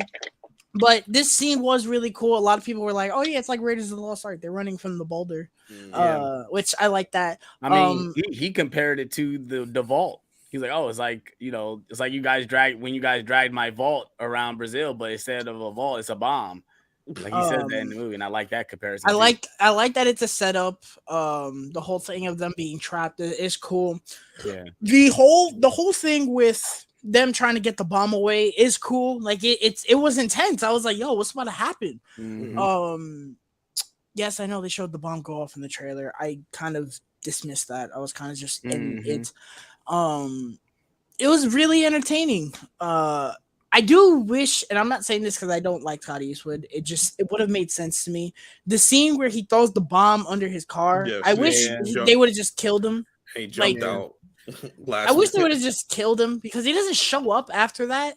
And it's like, they say he's laying low. He's laying low. Yeah, he's probably gonna be in part 2. In Yeah. part I was three. about to say, like, listen, don't try to pretend that he's dead. Like, let's not do that. Well, we know he didn't die. This is not. Fast Yeah, and 'cause We Furious. know he jumped didn't out. die. We see him jump out of the car. No, I'm saying, like, to Tyler's point, like, don't let's not pretend like, we're gonna make it so that he looks like he died. He's gonna come back either way. they should have just killed him because he's worthless to this franchise, to be honest. And I kind of think we're going to talk about this at the end when we talk about the ending of this movie. This franchise has the Stranger Things syndrome where they don't want to kill anybody. That too, but they just don't want to kill anybody. And it's like, I understand people love these characters, but it's like, bro, just kill them all. It's too many of them at this point. And that's too. That is one criticism I have. Yes, Like, I agree. There's a lot of characters, and then like halfway through the movie, we start cutting them off, and then they just get completely abandoned. Obviously, they're not completely abandoned. We'll see them. Well, supposedly, by the end of this movie, there's some characters that are dead, but that's probably not accurate. No, they're not. and somebody said this. There was like, Fast and Furious really needs to stop doing this thing where they kill people only to say no, they're not dead, because there are moments in this movie that are supposed to hit and they don't, because they've done this stupid bullshit where they're like, no, that person's not actually dead. The big impactful moment at the ending of this movie, I felt it, but then immediately I was like, never mind. Yeah. And especially who they teased dying, I was like, no. Yeah.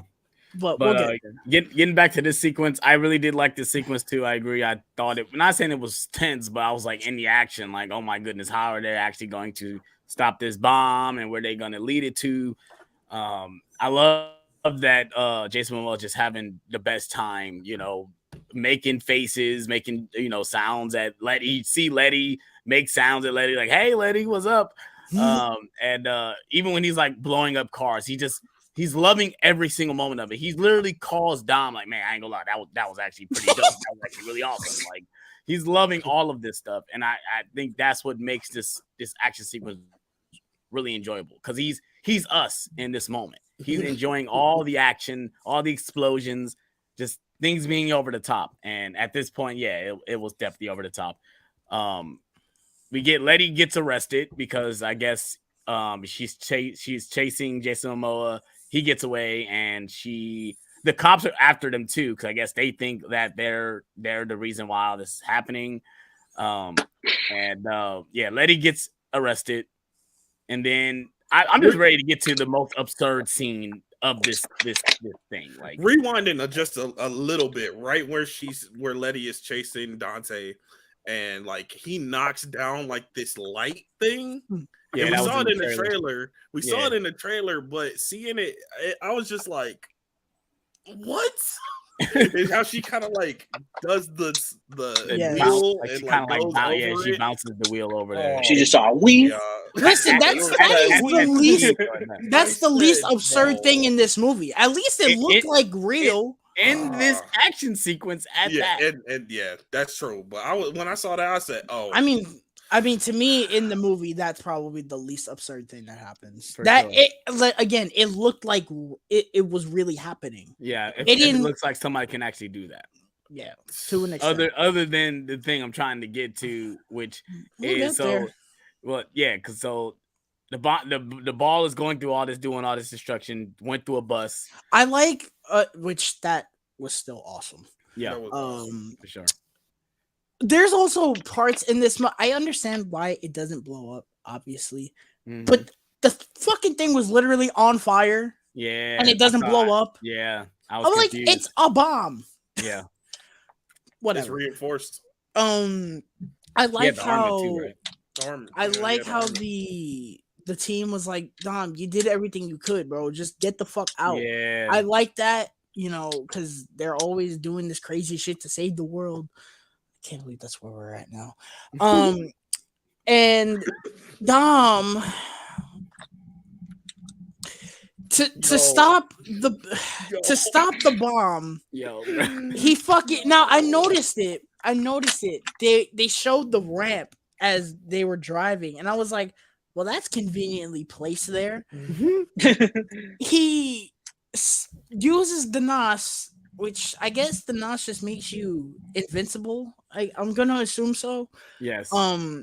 He uses the NOS and fucking head on rams into this crane, and it's not even like a push. He goes boom into a crane, and the crane smacks the bomb to the other side. And his fucking car was obliterated, and this man was fine. But then he smacks the wall. Yeah, smacks the wall. And the car was still drivable. The car was driving. And then after the bomb exploded. What makes it even better is that the bomb goes off. All these cop cars are flying in the air, and this man only levitates a little bit, and then he gets back on the ground to drive. I was like, of course his fucking car doesn't flip over 1,000 times. It hasn't before. Like he hasn't flipped in a car before. That too. Fucking Fast and Furious. Listen, like the guy at the agency says, this whole crew defies God and physics, bro. It is just whatever the fuck can be possible will be possible for them. Yeah, for sure. So after this, the team's like, oh, we're gonna lay low. Blah, blah. Helen Mirren gets her contractual obligation to come back. And she's like, oh, you need to just go find him or whatever, but be careful about it. Letty gets arrested, and then we meet up with Tess. They don't give her a stupid nobody acronym. They just call her Tess. I was like, well, they kind of make fun of it. They say, what do I call you now? Little Miss Nobody? Little Miss Nobody, yeah. It's like, nah, just call me by my name. Alan Richardson is in this movie. He plays he's one of the heads of the agency. I liked him quite a bit in this movie. I did too. Especially with what happens in the ending. I'm not mad about that at all. I didn't like they tried to make him like he was the new Hobbs though. Like that's what I felt like he's trying to be the new Hobbs since The Rock is in this movie. It's like, bro, okay, we get it. But I liked him. He was very enjoyable. He was good in the action, even before the twist. I liked him a lot. This scene is hilarious because of the dialogue. They start montaging through the other movies. How did they get this footage? It was literally stock footage. It was movie footage. Things like that blows my mind. I understand it's a movie, so I can't question it. But they showed the train sequence. Yes. How did they see the train and Fate of the Furious too? How? Yep. They did. And Fast and Furious 6 too. They showed that too. And he says something along the. You got the Blu-ray. He says something along the lines of, "Oh, if it was possible in a car, they did it." I was like, okay. And then they're like, "Oh, if it defies the laws of physics, they did it twice." I was like, well, "They certainly did." Yeah, that little area reminded me of Incredibles. When Mr. Incredibles is it reminded me of She-Hulk.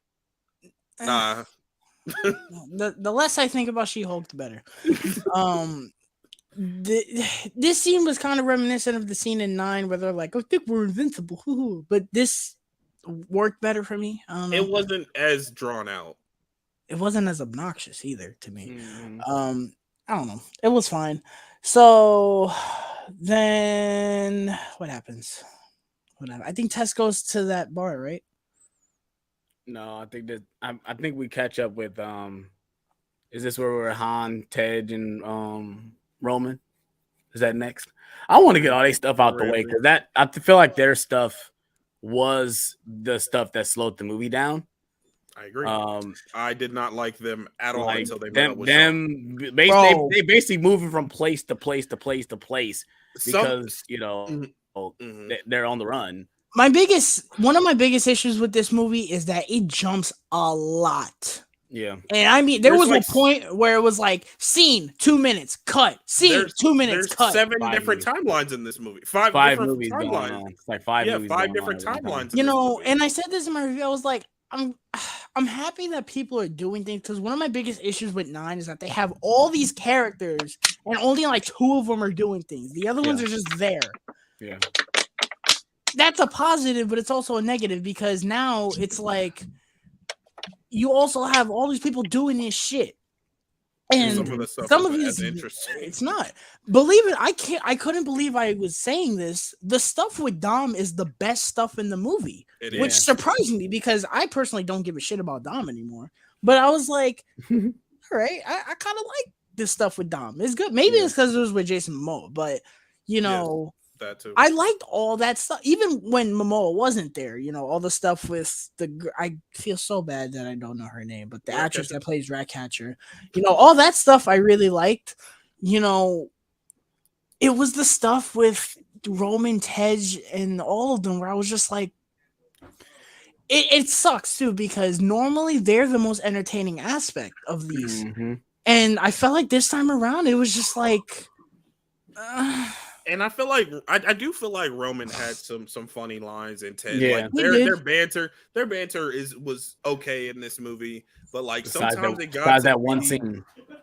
Yeah, like sometimes it got to be too much. And when they met up with Pete Davidson, I was so done. And then they did the muffin thing. I said, it didn't do nothing. That scene was a whole placeholder, man. Yeah, that felt like a scene that would be in the extended cut. I agree. This scene, at first, when Pete Davidson showed up, I laughed. I was like, okay, that's funny. We now have Pete Davidson and Kevin Hart in the Fast and Furious franchise. Mm-hmm. And Ryan Reynolds. And the drummer for 21 Pilots. It's funny. You're not the first person that said that. This scene to me was rather awful.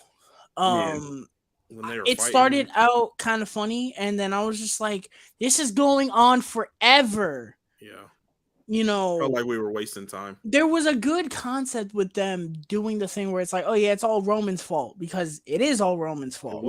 But it felt so dragged out and just. Like they were just fighting for no reason. Yeah, they were fighting for no reason. Honestly, I think some of the scenes were cool. Like they got a scene earlier on where Roman is like thinking the whole time, like, "Damn, I really did put us in this situation. Like this is all me. Maybe I'm not really a leader." And of course, Ted, give him like, you sound like a leader because the leader takes up for their. I like that scene at the end. That was great. I loved that, but I was just like. Dude, this scene feels so long, and then they didn't even do nothing with Han being high. Like, no, they didn't. Just like, okay, they did that one thing, and I was just like, I don't know. That scene was awful to me. It was And not then good. when it finally gets interesting, you don't see him again for the rest of the movie, other than the ending. Yeah. We'll talk about. I guess we'll talk about the plot points from least interesting to most interesting. So Yeah. we're gonna talk about the Dom and Dante stuff Dante stuff later. last. So The next one. they meet up with Jason Statham, and Which I think that's where the parts where it started getting interesting. That's when it started getting interesting. Yeah. For me. I love Jason Statham. The man can do no wrong. I love him in this franchise. Yes, sir. But he killed Han, and now he's on the team. Shut up. I don't care. Han Okay? didn't die. I don't care. This action sequence was great. I loved all this. And I like what they do with Jason Statham when they're like, "Oh yeah, Dante's going after his mom," and he's like, "No, pack all this shit up. No, I need to go fight for my mom. I'll see you in the next part." And then he just leaves. Yeah, he just As leaves. soon as he got in that car, I said, "Well, he's not coming back until the next movie." But somebody did say like, "Oh, the way they leave off his arc is kind of insane. He's about to pop off in the next movie." Yes. Okay, cool. I kind of wish it was his sister from Hobbs and Shaw. That way you could, I don't know, make Hobbs and Shaw fucking matter. Yes, that's what I thought it was. I thought it was going to be his sister. I really wish they would just make Hobbs and Shaw fucking matter at this point. I have a feeling she's going to show up in the next movie. That's Vanessa Kirby, right? Yeah. Yeah, I feel hope like so. she's going to show up again. Because I'm gonna be really bummed out if we get Hobbs and Shaw and it just like essentially doesn't matter, and it's in this like own realm of the Fast and Furious world. And then they go back on their plane and fly away. Then the Cypher and Letty stuff. First of all, thank everything holy. They did not do what we all thought they were. Yeah. They're going to face off, bro. When they showed that those lasers were just healing them, I said, "Oh, thank everything holy." Yeah. No. I was a little okay. That's the reason why they're there, because they're at the same prison. That's why they're on the same bed. I was still kind of confused about like that scene, like why they were fighting. Like they were fighting for a long time. The fighting was awesome. That scene was cool to me. Like I liked the choreography there. But like I'm like, why are you fighting? Y'all were just like on the same side or a little bit earlier. She think about it. Everything that happened in Fast 8 was her fault. So she probably was holding all that in, was like, I've been wanting to beat your ass since then. I got you right next to me. I'm about to okay. At least, you could have done that better. You could have made it where they fought and then they're like, okay, we're good. Let's go. No, they go to get out and they're like, oh, we got 4 minutes. Okay, let's beat the shit out of each other. Yes. It makes no sense. That was dumb. Yeah. It made no sense.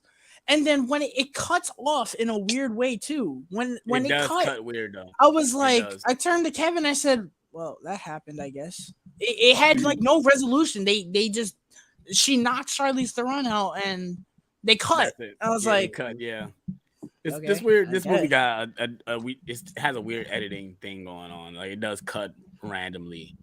And then when they go back to it, she's like climbing up some chimney looking thing. Yeah. And some vent, and then she finds out there in Antarctica. Yeah. Why not? Then she slides back down and Charlie's down already got all the winter gear on. Like, you want to be warm, right? We're friends now. That was funny. That was funny when she was like, "Oh, is it cold out there?" I was like, okay, next subplot. Oh God. It's a lot of plots in this movie. John Cena and Little B. See, I loved it. I forgot to talk about Lil B in my review. I totally forgot about Lil B, bro. I'm torn with this storyline because while a lot of it was charming, it felt like we were wasting time. I can agree with that. That's like half of the plot lines in this movie, to be honest. You're not wrong. You're not wrong at all. With Tej and Roman and the crew, that was wasting time. It was. Letty's whole bit was wasting time. Like, let's be real, half the plot lines were wasting time. Yeah. But at least this one was charming. And John Cena, it was a lot It of was fun. really It was funny. fun. I thought Singing, that Marky Mark. the actor did a great job. The little kid, he did a Yeah, great he did a job. good job. John Cena. Listen, this is where Yo, I'm about to yeah, get annoyed. I love like Yeah, I know no. you Kevin mentioned the action sequence in the house, which we could talk Mhm. about if you guys want. But I love after that Lil B go outside and see the Dodge Ram. Was like, oh my god, look at your The car. truck. And then John Cena's like, no, that's not mine. This is mine. And he's driving the Mustang 5.0 from 9, like From his old Fast car. Nine. Yes, his It old was car. hilarious. I thought that was hilarious. I was losing my mind, bro. But, The reason I'm going to get annoyed is because I said this before we watched this movie and when we watched the trailers. I said it's really glaring that John Cena was never meant to be a villain in this franchise. I was open to him being a villain in this franchise because I like John Cena as an actor a lot. The Suicide Squad proved he can be a villain. Very good one at that. It is 100% factual information. He should have never been a villain. Clearly, you know why? Because in this movie, it's like night and day. That's the writing. That's on the writing. yeah. That's on the He writing. should have never been a villain. This should have been the role for him.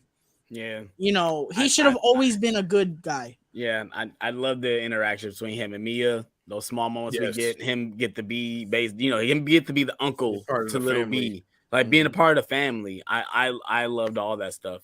This action sequence was great. He essentially, I said this to I was like, he is essentially Peacemaker, but a good guy. He literally walked in there and murked everybody. It was really him through the floor. Yo, and he jumped through the floor. Jumped through the floor. Yeah. My man's did a full squat thrust through the floor, bro. I loved it. That's the shit I need, bro. Give it to me. Yeah. But yeah, their little road trip was fun. I do like that Little B says he's afraid of planes. Yeah. And that is a callback to Fate of the Furious. And I really like that. I was like, because I was confused at first. I was like, why is he afraid of planes? And then I was like, oh yeah, because of Fate of the Furious. Now, it doesn't really make any sense when you think about it, because it's like, yeah, he's an infant. I just thought, honestly, I thought that it was just like some dumb thing where it's like, he loves cars so much, but he has this irrational fear for airplanes. Yeah, because you're talking about you talking about with Jason Statham, right? You're talking about that whole action sequence, right? Yeah, it would make sense why he wouldn't like planes. Because maybe his mom got shot. Also shot on the plane as well. On the plane right in front of him. For sure. I don't know, bro. Maybe he needs to talk to his dad. Maybe his dad can shed some of that away. Hey, back in my day, I jumped out of a plane in a Dodge Charger. And in this movie. And in this movie too, yeah, he jumped out of a plane and he did. Similar cars too. But I loved all this was fine when they jumped out of the plane in I thought that was hilarious. Another plane. I was like, okay. Another tidbit: the flight attendant was Paul Walker's daughter. Yeah. Oh, okay. I was wondering where she was at, and I seen like, oh, there she is, right there. She's just a small cameo. The fact that this airline, this flight attendant worked so well with John Cena's character to the point where they got a whole, like, what was it? I saw someone on YouTube say it, it looks like a kayak, but it flies somehow. And I'm just like, you know what? And that's one of the moments where I just put my hands back and I'm just like, you know what, man, you got it. I was wondering that they were carrying the thing that looked like a kayak. I was like, why are they still carrying that? I thought they just had the kayak on the airport for shits and giggles. And then that thing the plane bottom thing opens. So I'm just like, okay, so I'm pretty sure there are suitcases behind them. So I'm getting sucked out. Those people's poor luggage. I can imagine the conversation. Not the luggage. So, your luggage may or may not have fallen out of the plane. What? I don't know. Them being able to do that is bullshit because it looked like a regular airline. I'm like, bro, regular airline planes are not that big to where they just open like that. That's horseshit, okay? But you know what? Whatever. I was like, okay. Fast 10, bro. This is Fast 10. Next subplot, Tess. So Tess goes to find Dom. And This scene was kind of for nothing too. This was so dumb. What you Just mean? for her to walk into the bar and just start hitting people, and Dom is sitting there, just sitting there, like, just look to your left. Why are you hitting people? You see a Like, walk into the bar and say, "I'm looking." She you walk basically, in- she I'm basically, bald. I'm she looking for basically someone. came into that bar and called everyone a bitch. That's all Right. I'm saying. But She, why? do Listen, you Jesus, do like, that? it could The have guy been. you're looking for Listen, is right there. it could have been Yeah, like Fast you and can see his Furious head 6. glistening in It the- could have been like Fast and Furious 6, where we thought it was Dom and then some other person. That is you act like Dom is the only big, bulky white man on the planet, bro. In that moment, he was. In You that see his moment, he head was. glistening. listen, man, I'm sorry, man. Head Like, he glistening, just came right. into the way she came into the bar and she was just like, She's like, fuck I'm you. looking for somebody. I thought Brie Larson was very okay in this movie. I Same. kind of wanted more from I her. like her. Same. And I'm not saying, I need Oscar-worthy performances in Fast and Furious, obviously, but like there are, to me, more charming performances in this movie than her. And I know she can bring a charming performance, especially to Fast and Furious. And I thought she was just kind of okay, which was kind of disappointing. But I'm assuming we'll see her again. So essentially, Dom is like, "Oh, this happened. Oh my god!" And Tess is like, "Oh, I'll go and get Letty out," which then leads to the whole cipher shit, whatever. So then Dom goes to Rio and goes to a street race. I ate every second of this scene up. This was 1000% a scene for the fans. I was loving it. The race was amazing. The music with the race was amazing. I loved it. That's another thing I didn't mention in my review. The soundtrack to this movie was awesome. I didn't mention it either. It was awesome. I loved it. Normally, the Fast and Furious soundtracks are always bangers. This was no exception. This was awesome. And I love the twist that they put on the race, that Dante rigged all the cars. Well, not all the cars, obviously, because why would Dom's car blow up? We can't have that. Right. He gotta suffer. I love the line though. He's like, I was watching the trailer when he said that to him. Like, why is he saying that to him? That makes no why is he saying that to him? And like when he says it in context, he's like, yeah, who you're going to choose to live? How do you choose? Which I knew, like, he's not gonna save his friend, regardless to how long he's known him. And I knew when Dante pulls up, so like once I seen this scene right here, I'm like, oh yeah, Jason Momoa is having the time of his life. He literally looks like the genie at this point. Good. You got the ponytail, like the high purple pony outfit, like like he is like having a good ass time with the purple cars. Well, I know Tyler was loving all this because of the color, but like he puts his fingernails on the door and says, "Oh, the carpets match the drapes." I said, "Oh my god." I said, what is he doing? Like, oh my god, bro. I agree. I love this race as well. I thought it was cool on the fact that he did rig the cars, and we at least we got one character that really did die in this movie. Yeah, somebody who didn't matter though. But I knew he was gonna die. I felt like he was gonna die. We'll see him in part 3. Out on him. When he I pulled thought the gun I out watched on you Dante. die. No, but you see, hologram. I jumped out of the car immediately as it was a hologram. And the reason I say that is because this girl's car, I like this, how he bumped into her and the bomb went flying. That was cool. Yeah.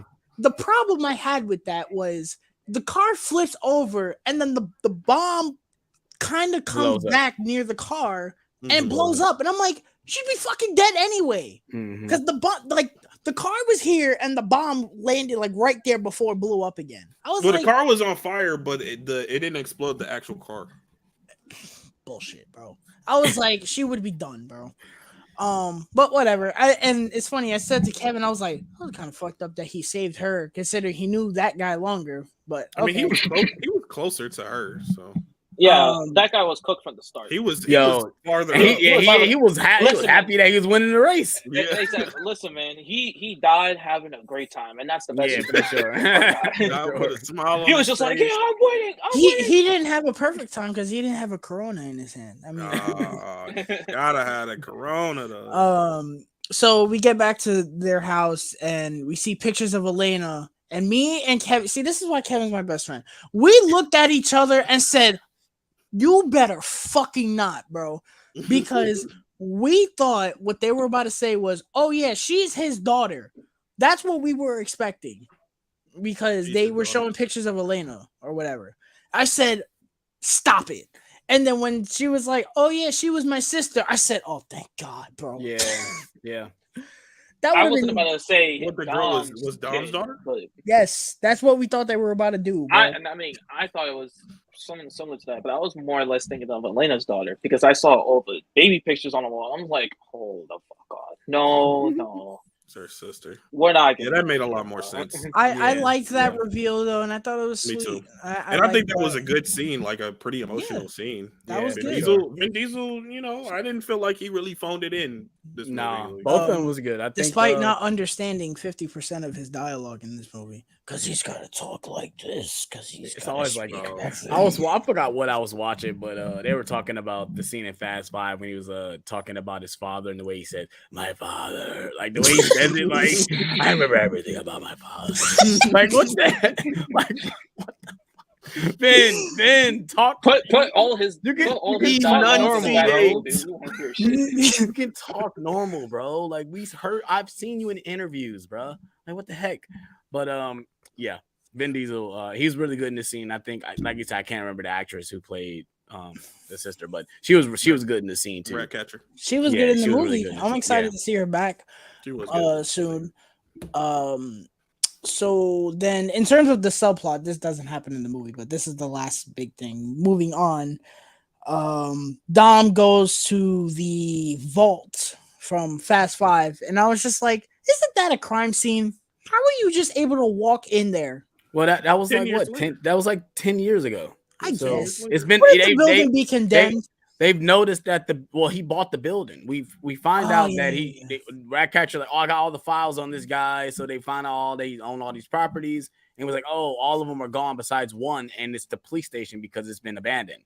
I was And trying to that's when figure out how she had that file.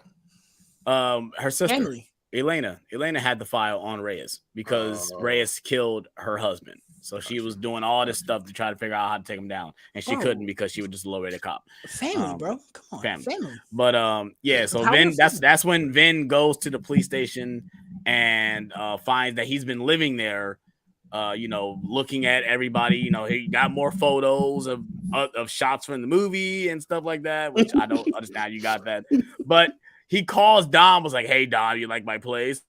I wish I could have showed you a tour." It's like, bro, come on. I died when he said you hang up first. I said, yeah. So yeah, they basically have a pissing contest on the phone, and then yeah. But wasn't he walking up to Elena's sister? Yeah, that's when he kidnaps her, I guess. Yeah, and that was that we didn't see her after that. No, she shows up on the highway. Yeah, that's when she shows up on the highway. But after that, that we don't see her until that scene. When he yanks her out the car. Yeah. So and she drives Brie Larson to the hospital. Mm-hmm. So then Alan Richardson and then right shows up. The sunset into the next movie. Yeah, and Alan Richardson shows up and he's like, "Oh, you're under arrest," and I was just like, "Why didn't you put him in handcuffs?" He just let him walks out, really to the day. Now, granted, if they put him in real handcuffs, he'd probably do the Man of Steel thing where he just breaks them. Yes. Just breaks them. Yeah. You know that would happen if the fucking Rock can get shot with rubber bullets and just not be phased. Yeah. I mean, bro, if the Rock could flex his cast off of his arm, he literally breaks his cast by flexing. And he moved a torpedo with his bare hands. Yes, he grabbed a torpedo with his bare hands. Not even that, he drove an ambulance into a rocket and survived. Listen, I'm or into a drone. Like, bro, oh my god, the list goes on. Listen, he grabs a helicopter. Yo, he grabs a helicopter. You just see his muscle just flexing. Like, bro, what? Didn't he rip a prison bench out the wall? Yes, a brick it was bench pressing. Yo, shout out The to The list- Rock. I love you. I And love you, bro. he I did love the you. fucking handcuff thing in that movie. He broke Yeah, out he of does. the handcuffs He does. in that movie. Because he puts up Scott Eastwood against the wall. He puts him up against the wall for talking about his daughter. Oh, Yeah, the bro. list goes on. I the love The Rock, franchise bro. that keeps on giving, bro. I swear to you. I love The Rock, bro. So they're moving and they're giving random dialogue. It was probably corny and awful. I don't care. And Jason Momoa shoots a missile at them. They go flying. This action sequence was dope. No, go back. I love that scene when they're inside the back of the car because he knows he puts the seatbelt on. He's like, "What are you doing?" Like, I'm preparing for what's coming because I know exactly what's about to happen. He's about to ambush us. You guys He knew. I'm preparing for what's coming. You better buckle up. I like all that did. So after this, this action sequence was really cool. They showed a lot of this in the trailer. But this this from here on out, the movie was really good again. So Jason Momoa had Ratcatcher. Me and my friends died because of the way he yanks her out the car. She's like, "Come here, bitch!" You fucking yank.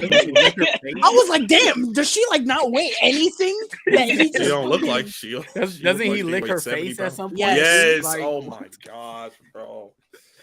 Like, bro, you had Jason Momoa lick your face. She probably really enjoyed that though. But like, I mean, but that's just so random, bro. Like, what the hell? You're fucked up for that, bro. I was like, okay. I can tell you right now, every woman wants Jason Momoa to lick their face. So you said that, not me. And I'm not lying. I can tell right now. I bring my fiance down here right now. Say, would you want Jason Momoa to lick your face? She would say yes. Moving on. I digress. Oh shit! I don't think we're ever doing nerd talk on a Saturday night. Okay. So Tess shows up and she's messing shit up. I did like this. This was hilarious. She's like, "Can you get off my car?" And she starts like rubbing her foot on it. She does so just show up out of nowhere. So she shows up out of nowhere. I'm gonna be honest. I'll be straight up honest. When he said like that's so disrespectful, I had like the vibes of from Guardians 3. I forgot his name. From Adam Warlock when he was just like, "Don't be rash." Don't be I'm rash. not gonna lie. When he said that's just disrespectful, I'm just like, all right, don't be rash. That's probably the most real reaction to somebody. It's so disrespectful. Yes. So he had. How could I forget this? First, there are two laugh out loud moments in this movie. In this scene, one, Dom uses a fucking car door as a shield. Yeah. Yep. And it's Captain America. Captain America, bro. He's getting shot at by a sniper rifle. Yeah. Yes. And it's just not going through the door. I'm like, what is this man's car made out of? That it just vibranium. Then this was the moment I said, "Oh my It's a famous God." Wakanda car. He picks up a gun and he's shooting people, and at the same time, this man takes a fucking car with one hand and flips it over. Yo, like he was really Captain America. He had. Oh Super my serum God! at that moment, I lost it. I said, "Bro, what the fuck?" Like, bro, how much protein are you eating in the morning that you can do? And the car was revved and smacked somebody too. Yeah, and I love that Jason Momoa points out. I ain't gonna lie, the little car thing that was actually pretty awesome. He literally says that to him, like, "Yo, that was actually pretty dope." I'm not even gonna lie. I don't know. I don't fucking know anymore. So this actually surprised me. For like 2 seconds, I thought she was dead. Tess gets shot from the helicopter. I was like, "Oh shit!" That's how you get cast and then get killed off in the same movie. And then Al Richardson gets shot too, but he had a bulletproof thing. I was like, he was probably all right. But she got shot by a sniper rifle, mind you. Yeah, through the shoulder. In the shoulder. And she was fine. And then her and Ratcatcher go off, and they're like, "Oh, we'll see you in the next movie." And a fresh ass Mustang too. So then Alan Richardson's like, "Oh, I'll help you out now." I was like, "Okay, whatever." Let's go get your family. Let's go get your son. I guess I didn't finish talking about this with the John Cena thing. They get to this lair that they were supposed to meet up The at. rendezvous part. Yeah. And I like when little. Isn't that the place from? It feel like that's the same place from Fast 9. Oh, I thought it looked like the place from 4. To be honest, It might have been from Fast 9. It looked like from Fast 9 where they locked up John Cena at first. That's what. No, that That's place what- that they go to is in the middle of the desert, bro. Yeah, I know. I just say the inside looks like it, but I figured it wasn't. But they get to this place and Little B's like, "Oh, where are they? They said they'd be here." He's like, "You know him. He's got to do all this stuff just to make sure." I was like, "Oh, I feel bad." I like Little B a lot in this movie. I did. yeah, I hope he sees the car and John Cena's like, "You're not gonna be interested in that." He lifts the thing up. He's like, "Ooh, what is this?" Like, he's like, that's why I think he's really good. He's really a kid in these moments. Mhm. Like that's a kid reaction right there. It's like, what is this? I feel like he's gonna get a big Fast and Furious moment in this. I guess duology or trilogy, whatever. I hope it's. What's the word am I looking for? I hope I buy into it. Yeah. I hope they don't just give him a big epic Fast and Furious moment just to give him it. Like I hope it's satisfying. Yeah, satisfying. Yeah. So the agency find them. And he's like, "Oh shit!" Dante's people find them. Well, you forgot to tell them how they found him. He took God's eye from Little Miss Nobody. And that's when Dom's like, "Oh my God, he's going after my son." Oh, I didn't mention this. So I thought when he broke into Cypher's place, he took God's eye. That's what I thought he pulled out of the. She didn't have God's eye. She didn't have God's eye. Yeah, I thought she did because she has it. The agency did. Right. That's why I don't know how they got it back. Little Miss That's why Little Miss Nobody had it. She went and got it. Well, she snagged it from Ames. Yeah. Because he was like, we don't have God's eye. We're like, oh, Tess took it. So now we have to, find where she is. That's how we know where God's eye. Right. Yeah. So also Dante essentially stole all their money. That they had, which was kind of crazy. And he bought an army. Yeah, which was kind of crazy.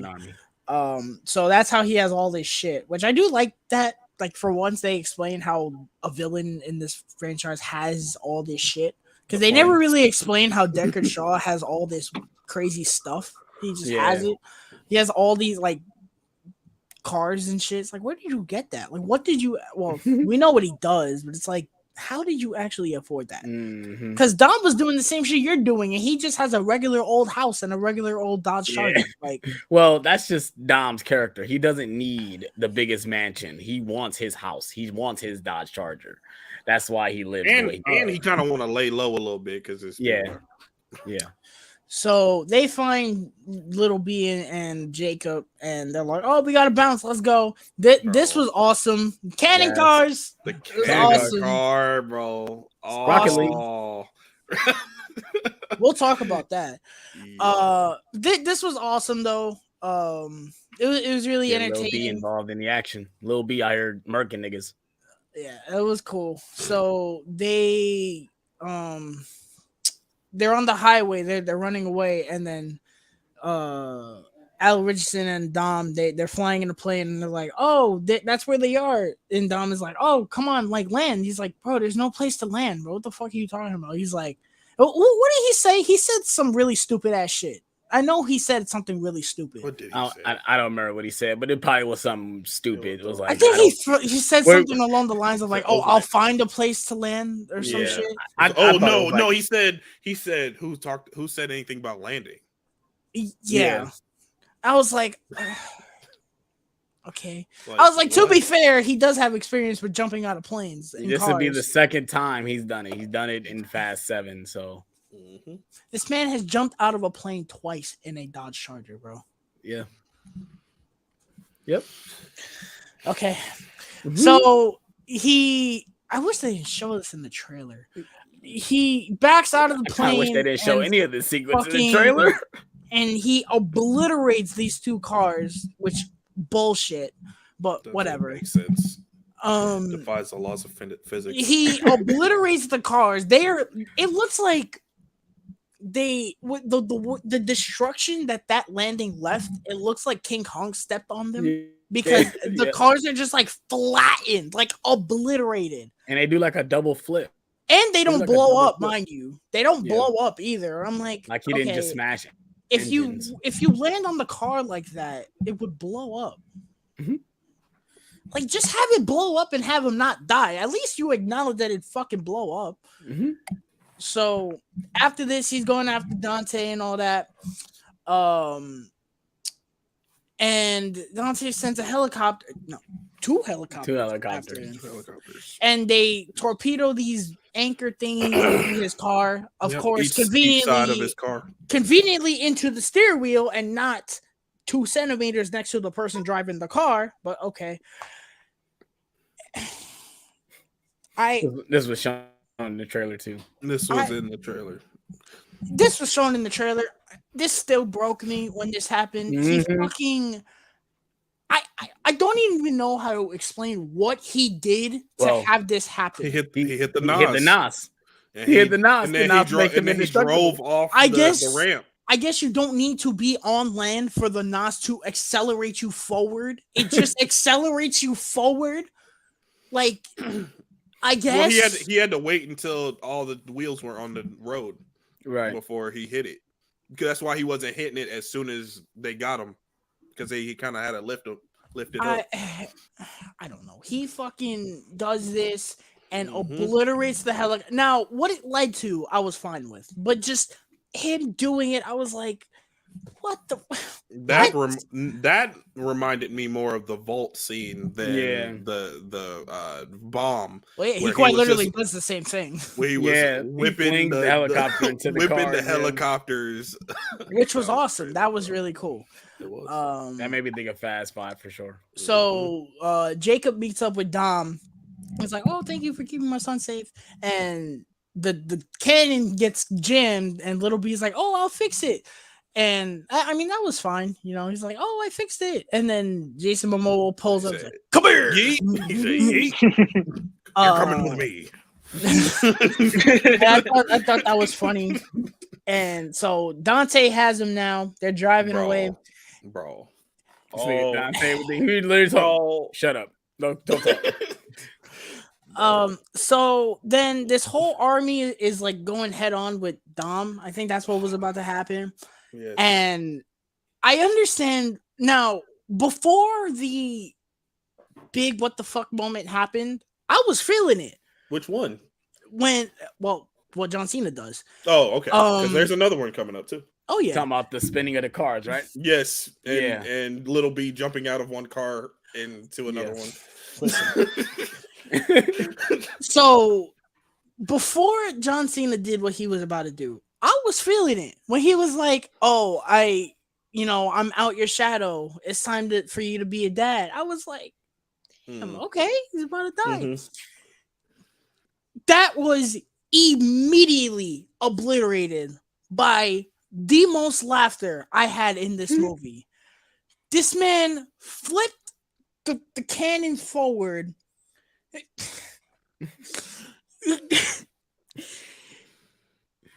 For lack of better terms, does a Rocket League jump and flips, suicide bombs himself, and dies and obliterates this army. Now, do you guys? I mean, Don't say die. didn't see a body. Don't say die. You didn't see a body. Don't say Listen, die. he It was could hologram, die. bro. He could not die. I don't care. I kind of, in a weird Hologram, way, bro. I was saying this to Masterful Kevin. CGI. Yeah. If I said this to Cam, I was like, I kind of think that John Cena's kind of done with this. I don't see him doing the other ones. He could, if he comes back, I don't care. It would just add more fuel to the fire of this fucking franchise killing people, only to bring them back. Yeah. But I feel like his arc was pretty much done in this movie. Yeah. Though. And he redeemed himself from 9.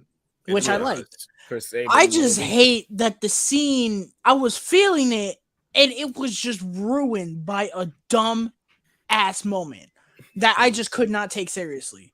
Mm-hmm. Like, literally, I went from, oh man, to I was done. I was like, bro, he really just did a fucking Rocket League jump. Like, you can't make this shit up, bro.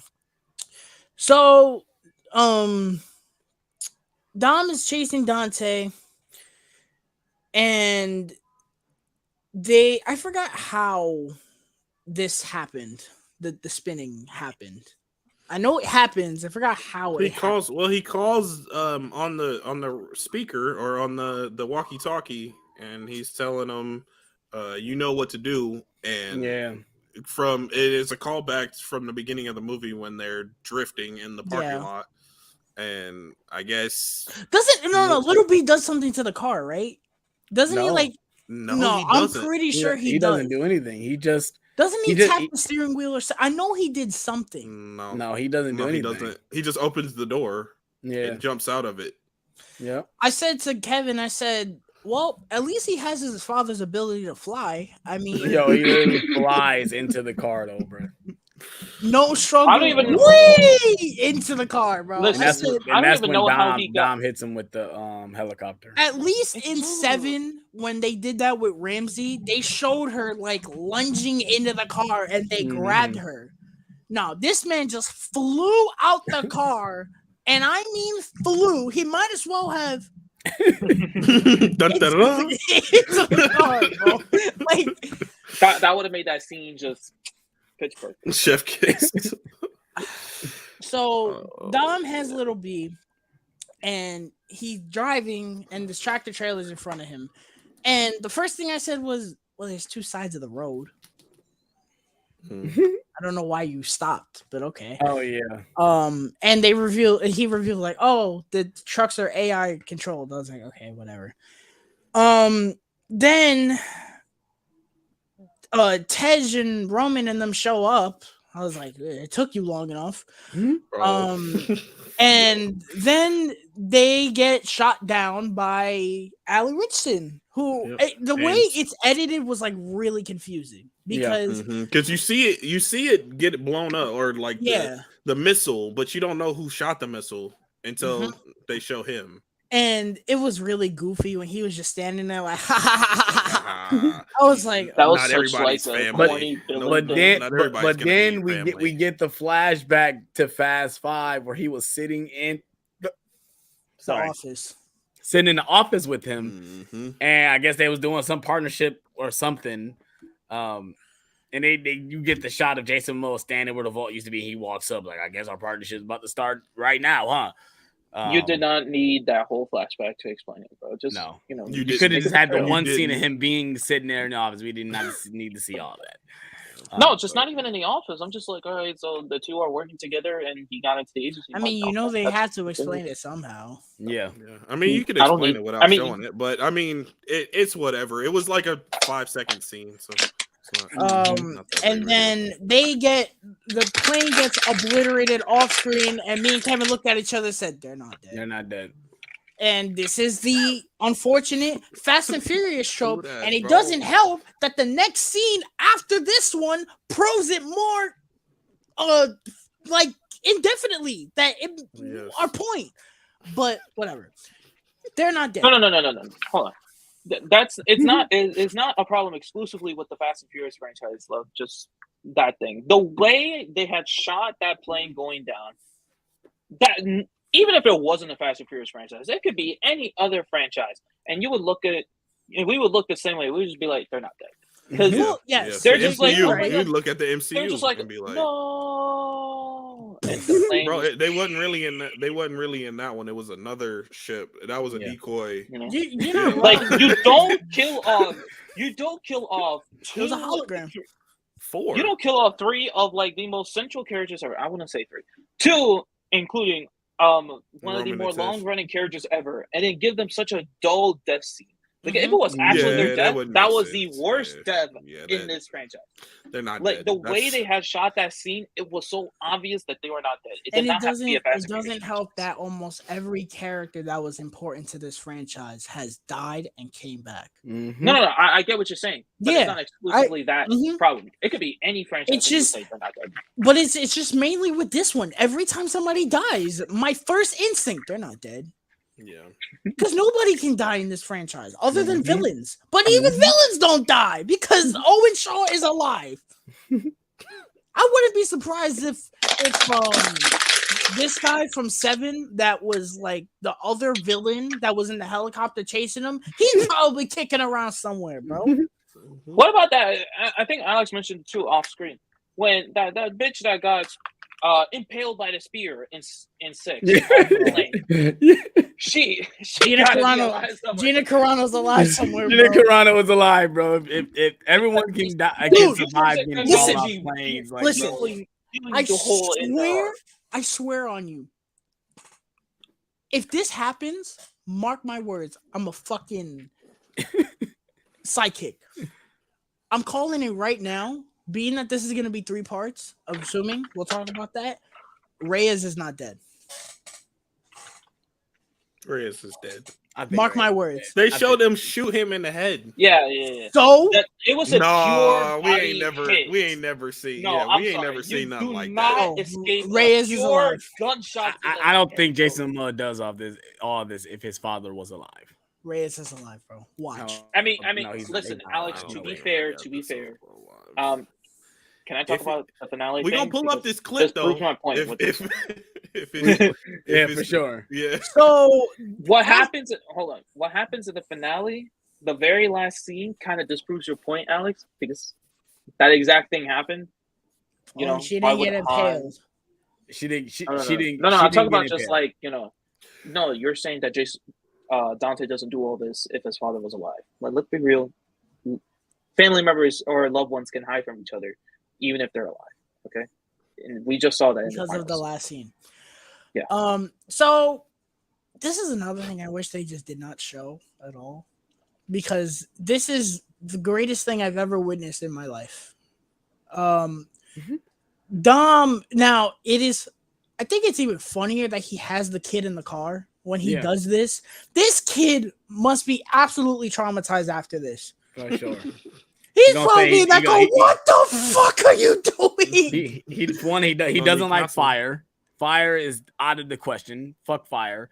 Because when I was looking at the scene and the whole back of the car is literally on fire.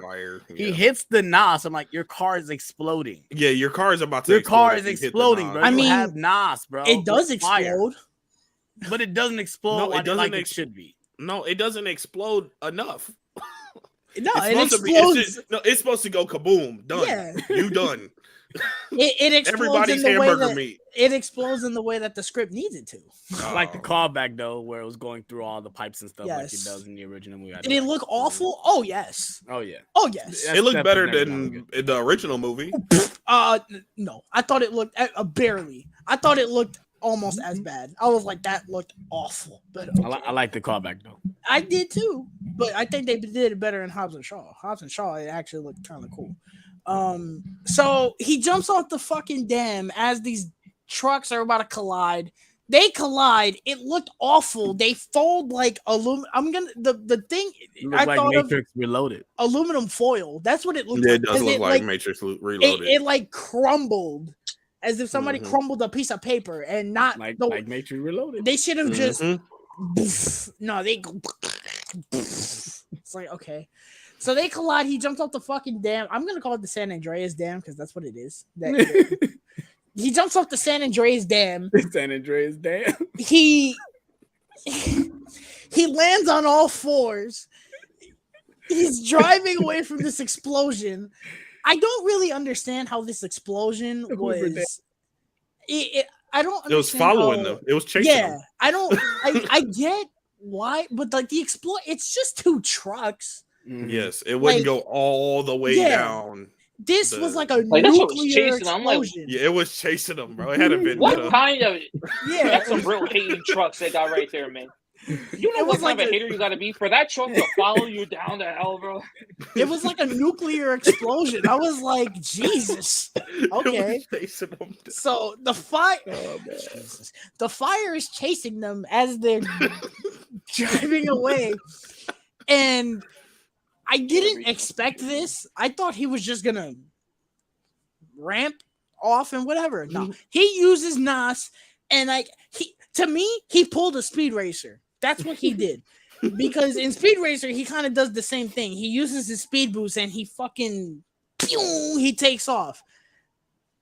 I guess he used the NOS, and the NOS like got caught on fire, and it sparked. Like it went out the exhaust, and it sparked.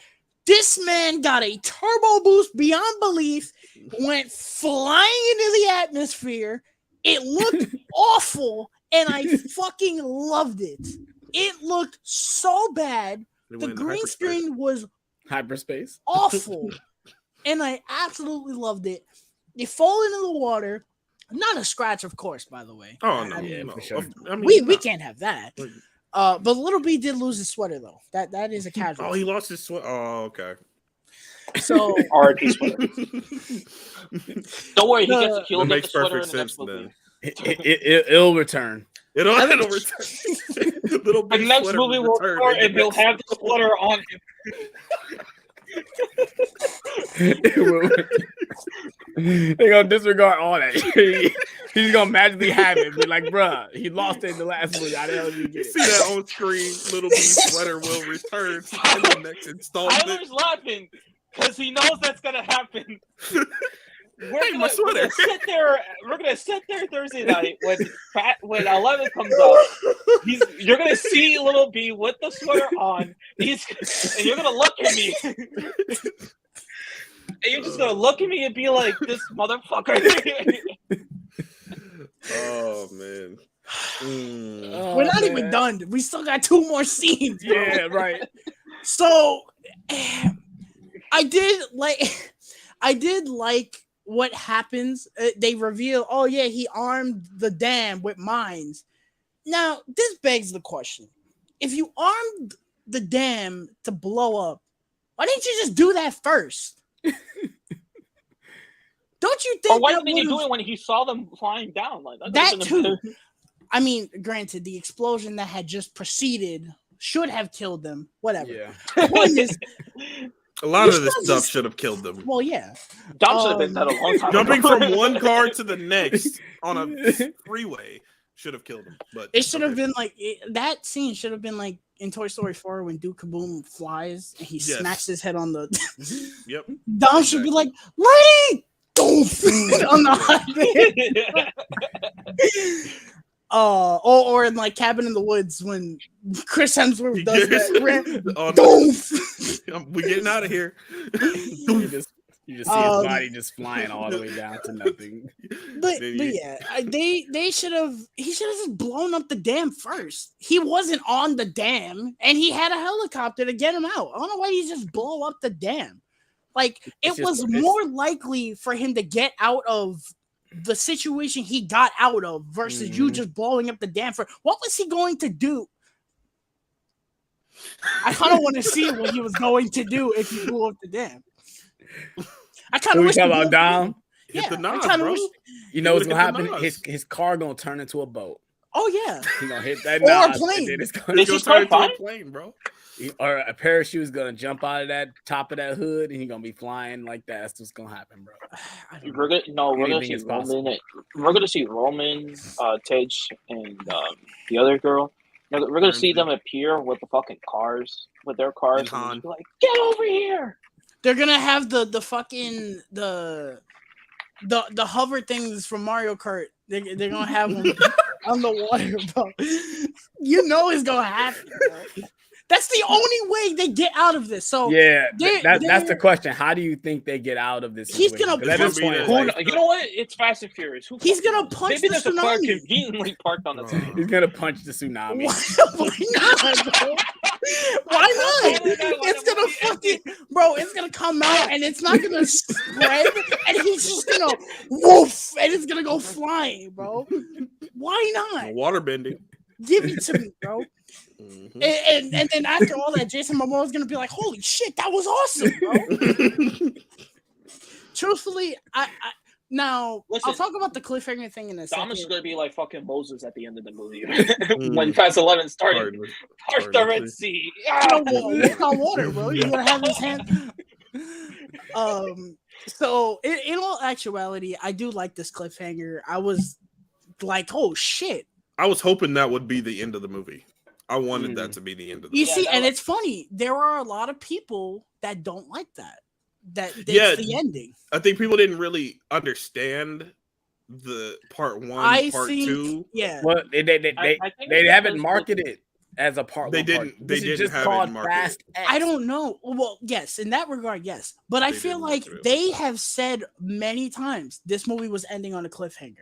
Yeah, but you got people that don't. I had to literally tell Yeah. I had to tell But one of my I also- coworkers that because he didn't know. Like the movie ends and it just ends. He's like, "What do you mean? Like there's a cliffhanger?" You're like, "Oh, I didn't know that." I'm like, "Oh, yeah." See, Somebody think the gave it like a issue with 2.5 that- and said it doesn't feel complete. The movie doesn't feel Mhm. complete. That's why it's Yeah. a 2.5. Like, yo, I this think is a part one. Like, are you serious?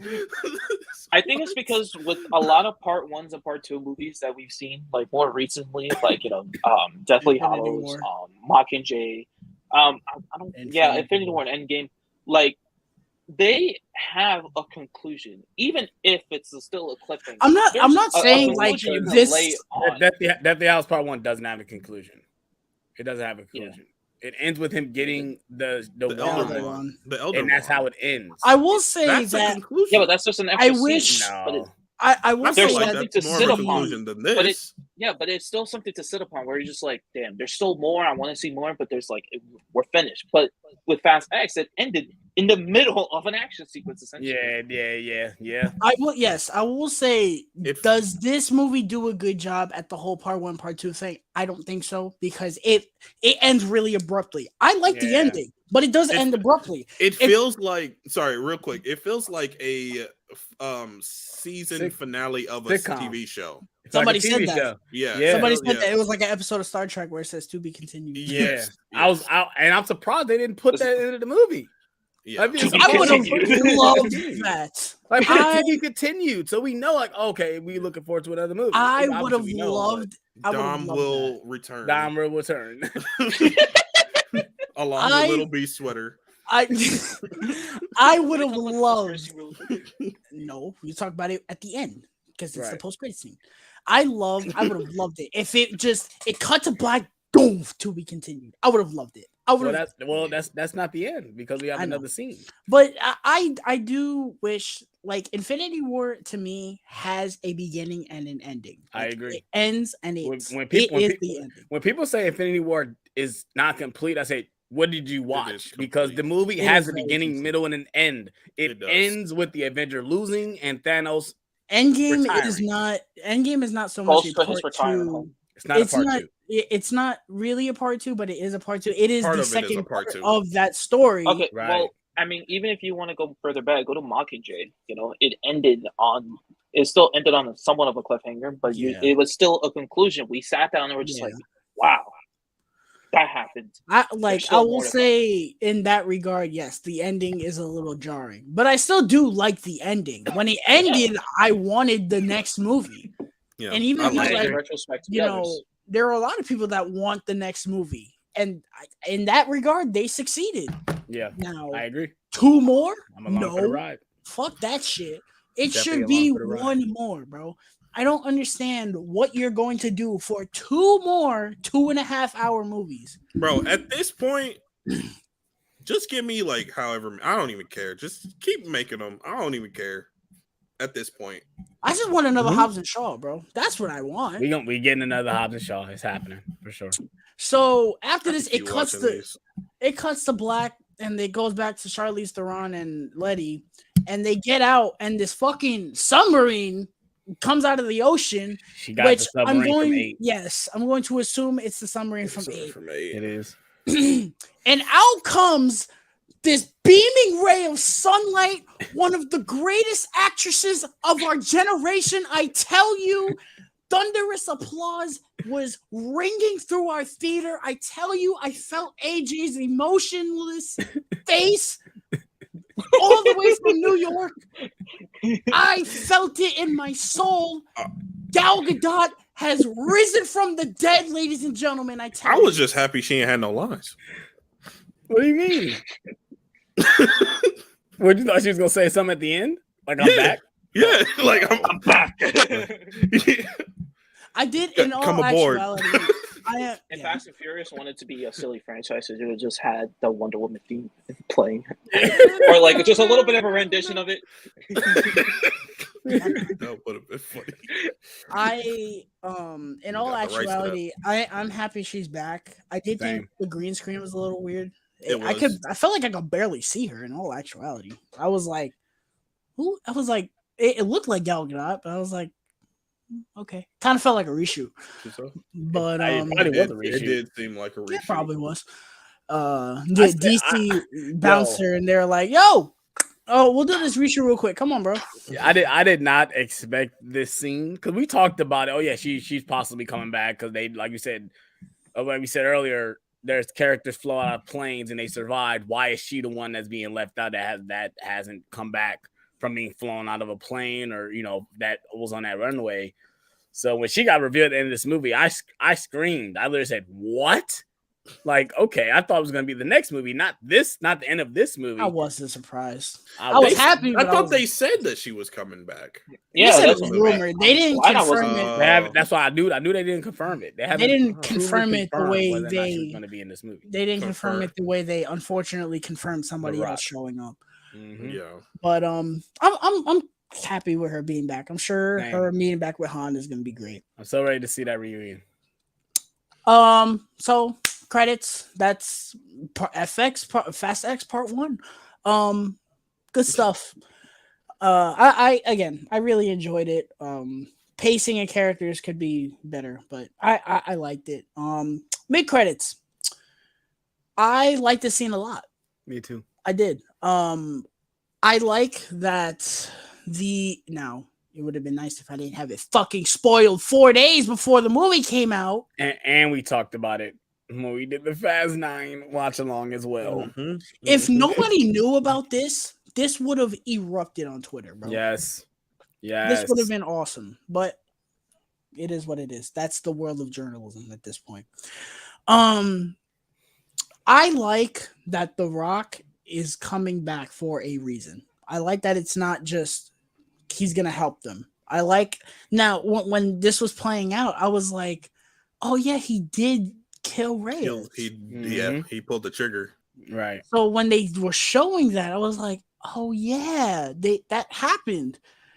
And that was awesome. The reveal was great. The line was great. Mm-hmm. What I don't understand is why he looks so old. I was like, Yeah, he had like a lot of gray. in Gray it. in his beard. Yeah. I told Tyler this. The Red Dragons just lost the championship. bro. Not the Red Dragons, bro. The Red Dragons. He looked a lot like Nick Fury does in Secret Invasion to me. Mm. That's what he looked like. I was like, rough. Like he'd been through some things. yeah, I was like, Mhm. why do you look like that? Daughter lost the championship. Them Tay-Tay concerts got him down bad, bro. Bruh. I don't know, but he's back. Where they go, I don't know. Honestly, it kind of just feels like that's going to be another subplot. Yeah. So what we're looking at right now, I hope not. what we're looking at right It is. now for part 2 is we got how Dom and Little B get out. I guess Dom is going to be back with with Tej and Roman and them. I'm assuming there's no way they're going to have them kind of together, and then they're going to be like, no, we're going to go back again. No, they're probably going to be together. Then you got the Jason Statham thing. Then you got Letty, Giselle, and Cypher. Letty, Giselle, Cypher, and The Rock. You already got 5 subplots before the movie's even, advertised. At least we know some things that this next movie's gonna be. Now, to be fair, the Rock and Jason Statham thing, that's cool. And if done right, you can resolve I think the Rock thing is going to be the bulk of the next movie. I think Kevin had told me, he was like, oh yeah, I think they're going to center that movie around the Rock. I can see that. I'm definitely He's down the for Yeah, that. it wasn't. He's I the said one it that wasn't- killed his father. Like literally did it. Mhm. I said it wasn't a coincidence that they announced The Rock was coming back, and then at the same time announced that there was a third movie. Like those two had to be coincided in one way or another. Mm-hmm. The Jason Statham thing could be resolved rather quickly. Mm-hmm. I don't think you could just have it be that they kill his mom. Yes, and you could, but then you actually have to kill somebody in this franchise. And then you can bring in his sister, and then they can go and team up with them to take down Jason Momoa. I'm fine with that. Um, what the fuck they're gonna do with Letty and Cypher? I have absolutely no idea. I really don't. That is the one thing looming right now, other than Dom, obviously, that I'm just like, what are they gonna do? Are they really just gonna be in a submarine traveling from Antarctica back to where they need to go? Like, Hopefully I mean, they that don't need to show sequence, us yeah. that. Hopefully that Yeah. sequence isn't shown like Yeah, in its because entirety. what's gonna happen? Just I Giselle. don't think we get that. I think they're gonna It's just just show up. Giselle explaining us how she's alive. Yeah.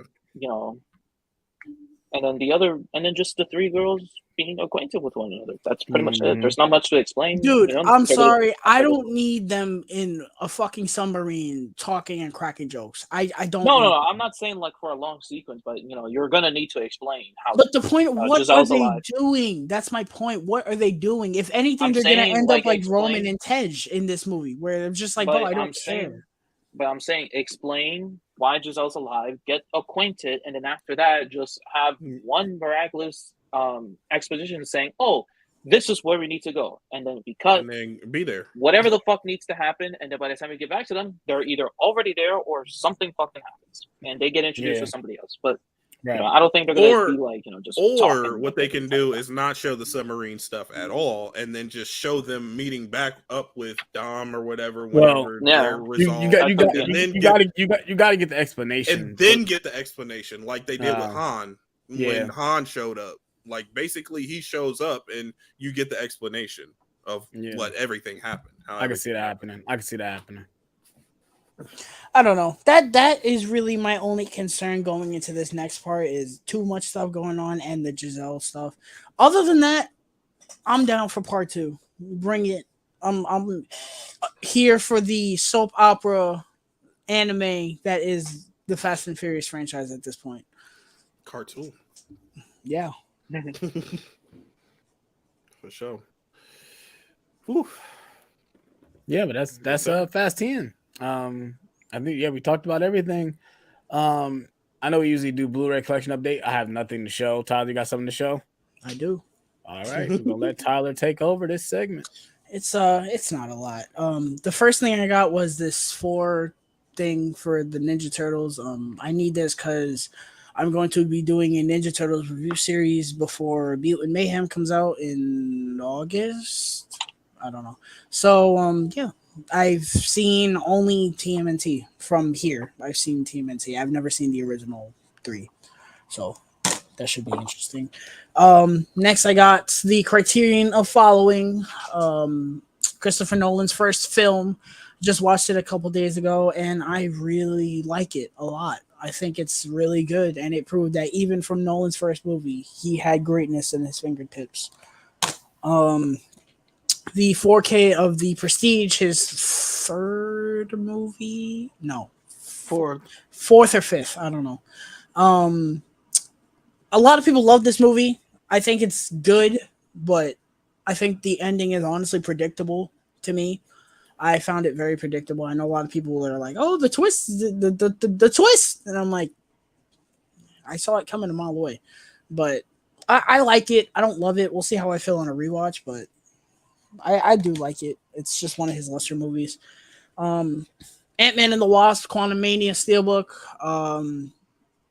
When I first watched this movie, I kind of liked it. I just watched it a couple days ago, and I kind of never want to watch it again. Surprised you showing that again when you showed it Tuesday. I don't know. It's okay.